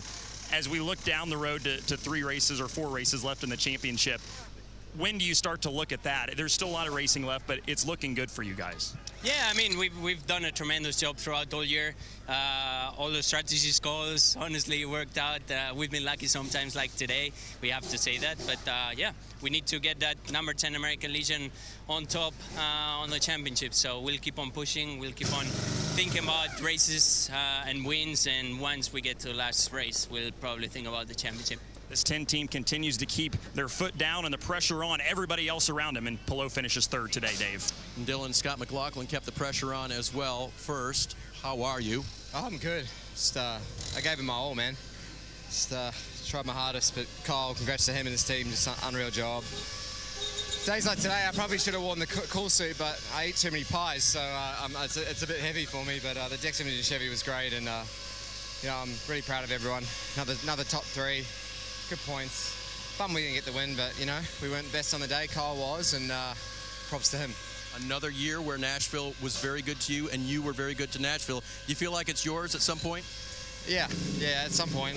Hopefully next year we run for the championship, and then we win, the championship as well, and should be a huge party on Broadway. But anyway, it's I feel really good. I'm really proud of everyone. Thankful to all the support of the 33s. The pit stops today were unreal, and just really proud of the effort, and go have a few waters and then maybe a few beers. Yeah. Sounds like the right chaser. Yep, sounds like the right chaser for Scott McLaughlin. Dylan. Scott Dixon finishes in the 5th spot today, so everybody expected there to be a bunch of yellows. There wasn't today. How did that impact the strategy and what you guys had to do behind the wheel? Yeah, well, there was, right, the 2 at the end. I think there would have been maybe 2 or 3 cars in front of us that weren't going to make it, the 10 especially. So, you know, good job for them. It's just one of those years they're having, and congratulations for having such a smooth one. But, yeah, we needed it to go green the whole way. We knew even the 2 was struggling a bit to get the mileage. I think had we cleared him early in the race, we would have checked out. His pace was quite slow. So difficult to pass here, and he was driving, you know, so well, you know, getting it off the corners on the straights perfectly. So credit to Joseph there. But yeah, tough day for PNC Bank, or a tough weekend, you know, with the crash yesterday. Had we started a little further up, you know, I think we would have had a much better day. How tough were the conditions out there? Everybody's gotten out of this car and looked like they're just gassed. How do you feel? Don't feel too bad. You know, first time this year I've run the cool suit, so that definitely helped. The hottest part was when we came in for the red flag, so, you know, it's what it is. But, yeah, it's a physical place here, and it's a fun race. It's a difficult one and definitely unpredictable, but it's a lot of fun, man. It's good to be here. Hard-fought 5th place effort today for Scott Dixon, Dave. Will Power Hydrating came home 10th. How would you assess the day? Yeah, it was not a very good day. Yeah, kind of had to use a lot of fuel when I got into the car late. That stopped us going an extra lap, and we lost a lot of position just in that sequence. Sort of went from something like 3rd to 10th or 11th, but yeah, freaked out. It's like almost not starting. I mean, normally we have a spare pair of earbuds in the bag. You didn't have the primary or the spare. For some reason, they were gone. The primary, because we finished qualifying late, I went back to the bus to do an appearance, and they were in the bus, and yeah, not a good situation. Yeah, I'm gonna have about 5 spare pairs from now on. I'll handle one if you want. yeah, that was freaking out. Like, man, any longer we're really a lap down, and the whole day's ruined for not having earbuds. So good lesson there. Yeah, it was as good as we could do today. Verizon 5G car was it's pretty good. Just a bit of strategy stuff, and just one of those days. Glad it ended better than it started. Lee? Well, absolutely a fantastic race day, I think, here at Nashville. Some parts were quieter than others, but it has always been a very entertaining day and a lot of good racing. Fingers crossed it's going to be like that in a week's time when NTT IndyCar return to Indianapolis in the month of August. This time, not for a 500, but for the double up weekend, our second race on the Indy Road Course. Considering that race isn't on the calendar next year, as far as it is to my knowledge, that is more hopeful that we might have the Brickyard 400 back. So that's what Adam was talking about earlier on. But Adam, just coming to you before, the moment of the race was that last restart, and it was chaotic. There was a lot of good fun in that race, and I think it hasn't... I think it's not the normal Nash race we were expecting, but it certainly was a good one, a different good one. Yeah, Josh. Yeah, I say Kyle Kerf, what a drive. Running on fumes after the red flag. He survived. I can't believe it. But congrats to him and Andretti Autosport. And next time out, like you said, the NTT IndyCar Series has a doubleheader with NASCAR at the IMS first course. And Scott McLaughlin's going to have a special person there to cheer him on. A fellow Kiwi named Shane Van Gisbergen. So maybe SVG can give Johnny Mac some good momentum. And Josh T as well. We're seeing Kyle Kirkwood taking it. We're going to hear quickly from Roman Grosjean. Present for you ultimately at the end of the day today. Yeah, I think the middle stint really was our problem. We got into traffic and spent a lot of push to pass, trying to pass cars, and I ran out of our black tires much earlier than we wanted. So we did the long stint on the green at the end. It was okay, honestly, but we just had lost 4 position there. So yeah, our strategy wasn't on our side today, but it is what it is. So congrats to Kyle, and I think with a couple of very small differences on track could have won the race, but next time. It's been a tough summer for you. Is this the kind of finish that you feel like can kind of turn things around and allow you to finish the year strong? Yeah, I think there's been a lot going on the car this summer, but definitely Iowa was pretty strong, and this weekend was pretty strong for me. So let's go into next week and be full of hope for Indy. It's his first top 10 in a while and best Nashville finish. It's a 6th today for Grosjean, Dave. I know Ericsson will be happy to go back to Indy. 7th for you today. Let me start with, did you have brakes? Because that was the issue all weekend long. Yeah, I think in qualifying we got it sorted. So the car was actually okay in qualifying, but because we had the issue in P1 and then it rained in P2, I didn't have any dry running before qualifying, so we were just very much on the back foot. But yeah, I was still feeling, good after qualifying, even though we qualified 20th. So hopeful for a good day today, and I think we have one. I mean, do you think from 20th to 7th? I mean, that's pretty darn good here. Yeah, I mean, we were 6th there in the end, and then we got called on blocking, which I was. I want to see that again because I don't really agree with that. But yeah, still, biggest mover. I got a hat for it. Apparently not a trophy, but a hat. So not a bad day. All right, not a bad day at all. Let's go to Kevin Lee. Let's go back to Victory Lane and speak with the boss, Michael Andretti. And you've got a lot of the other key people. You were talking about Brian Hurta over there. I see Dan Towers back there. So you've been so fast on street courses, and you got number 2. What's the significance of where it is for the program to be able to convert today with Kyle? Finally to put it together. We've been fast all year, and always something seemed to go wrong. But finally, with the 27 car, it made it, and so happy for everybody on the whole team. It was awesome. Happy for Auto Nation and Honda. It's been a while, so it's been good to get back here. Kyle won a championship before you at the level below, and then you had to wait a year before there was a spot for him. What did you first see in him when he was coming up in the road to Indy? Well, we knew he was special when he drove for us in the Indy Next Series. He's the overall driver. Like, he's well-rounded, very smart, quick, knows when to push, knows when not to. So, yeah, he's the real deal. Congratulations, Michael Andretti. Andretti Autosport wins the Music City Grand Prix, Lee. Yeah, back up now with Josh T as well to get his thoughts on the race as well. We've heard from Adam. It was a different one, and I think as well it's going to be one that will go down with Kyle Kirkwood getting a memorable second race win. Yeah, and unfortunately, cars are back down pit road in NASCAR, so a little bit of a wait. We were a couple of laps from going green, but some rain, unfortunately. But back to Nashville. Well, we stayed dry, and we got some good racing, and I don't know about what it is with the average cautions. I think we're just below Indianapolis now. I think it moves with the combined to 8.9, which is 2.2% ahead of Indy, as far as I know on the quick mental math I've done up in the box.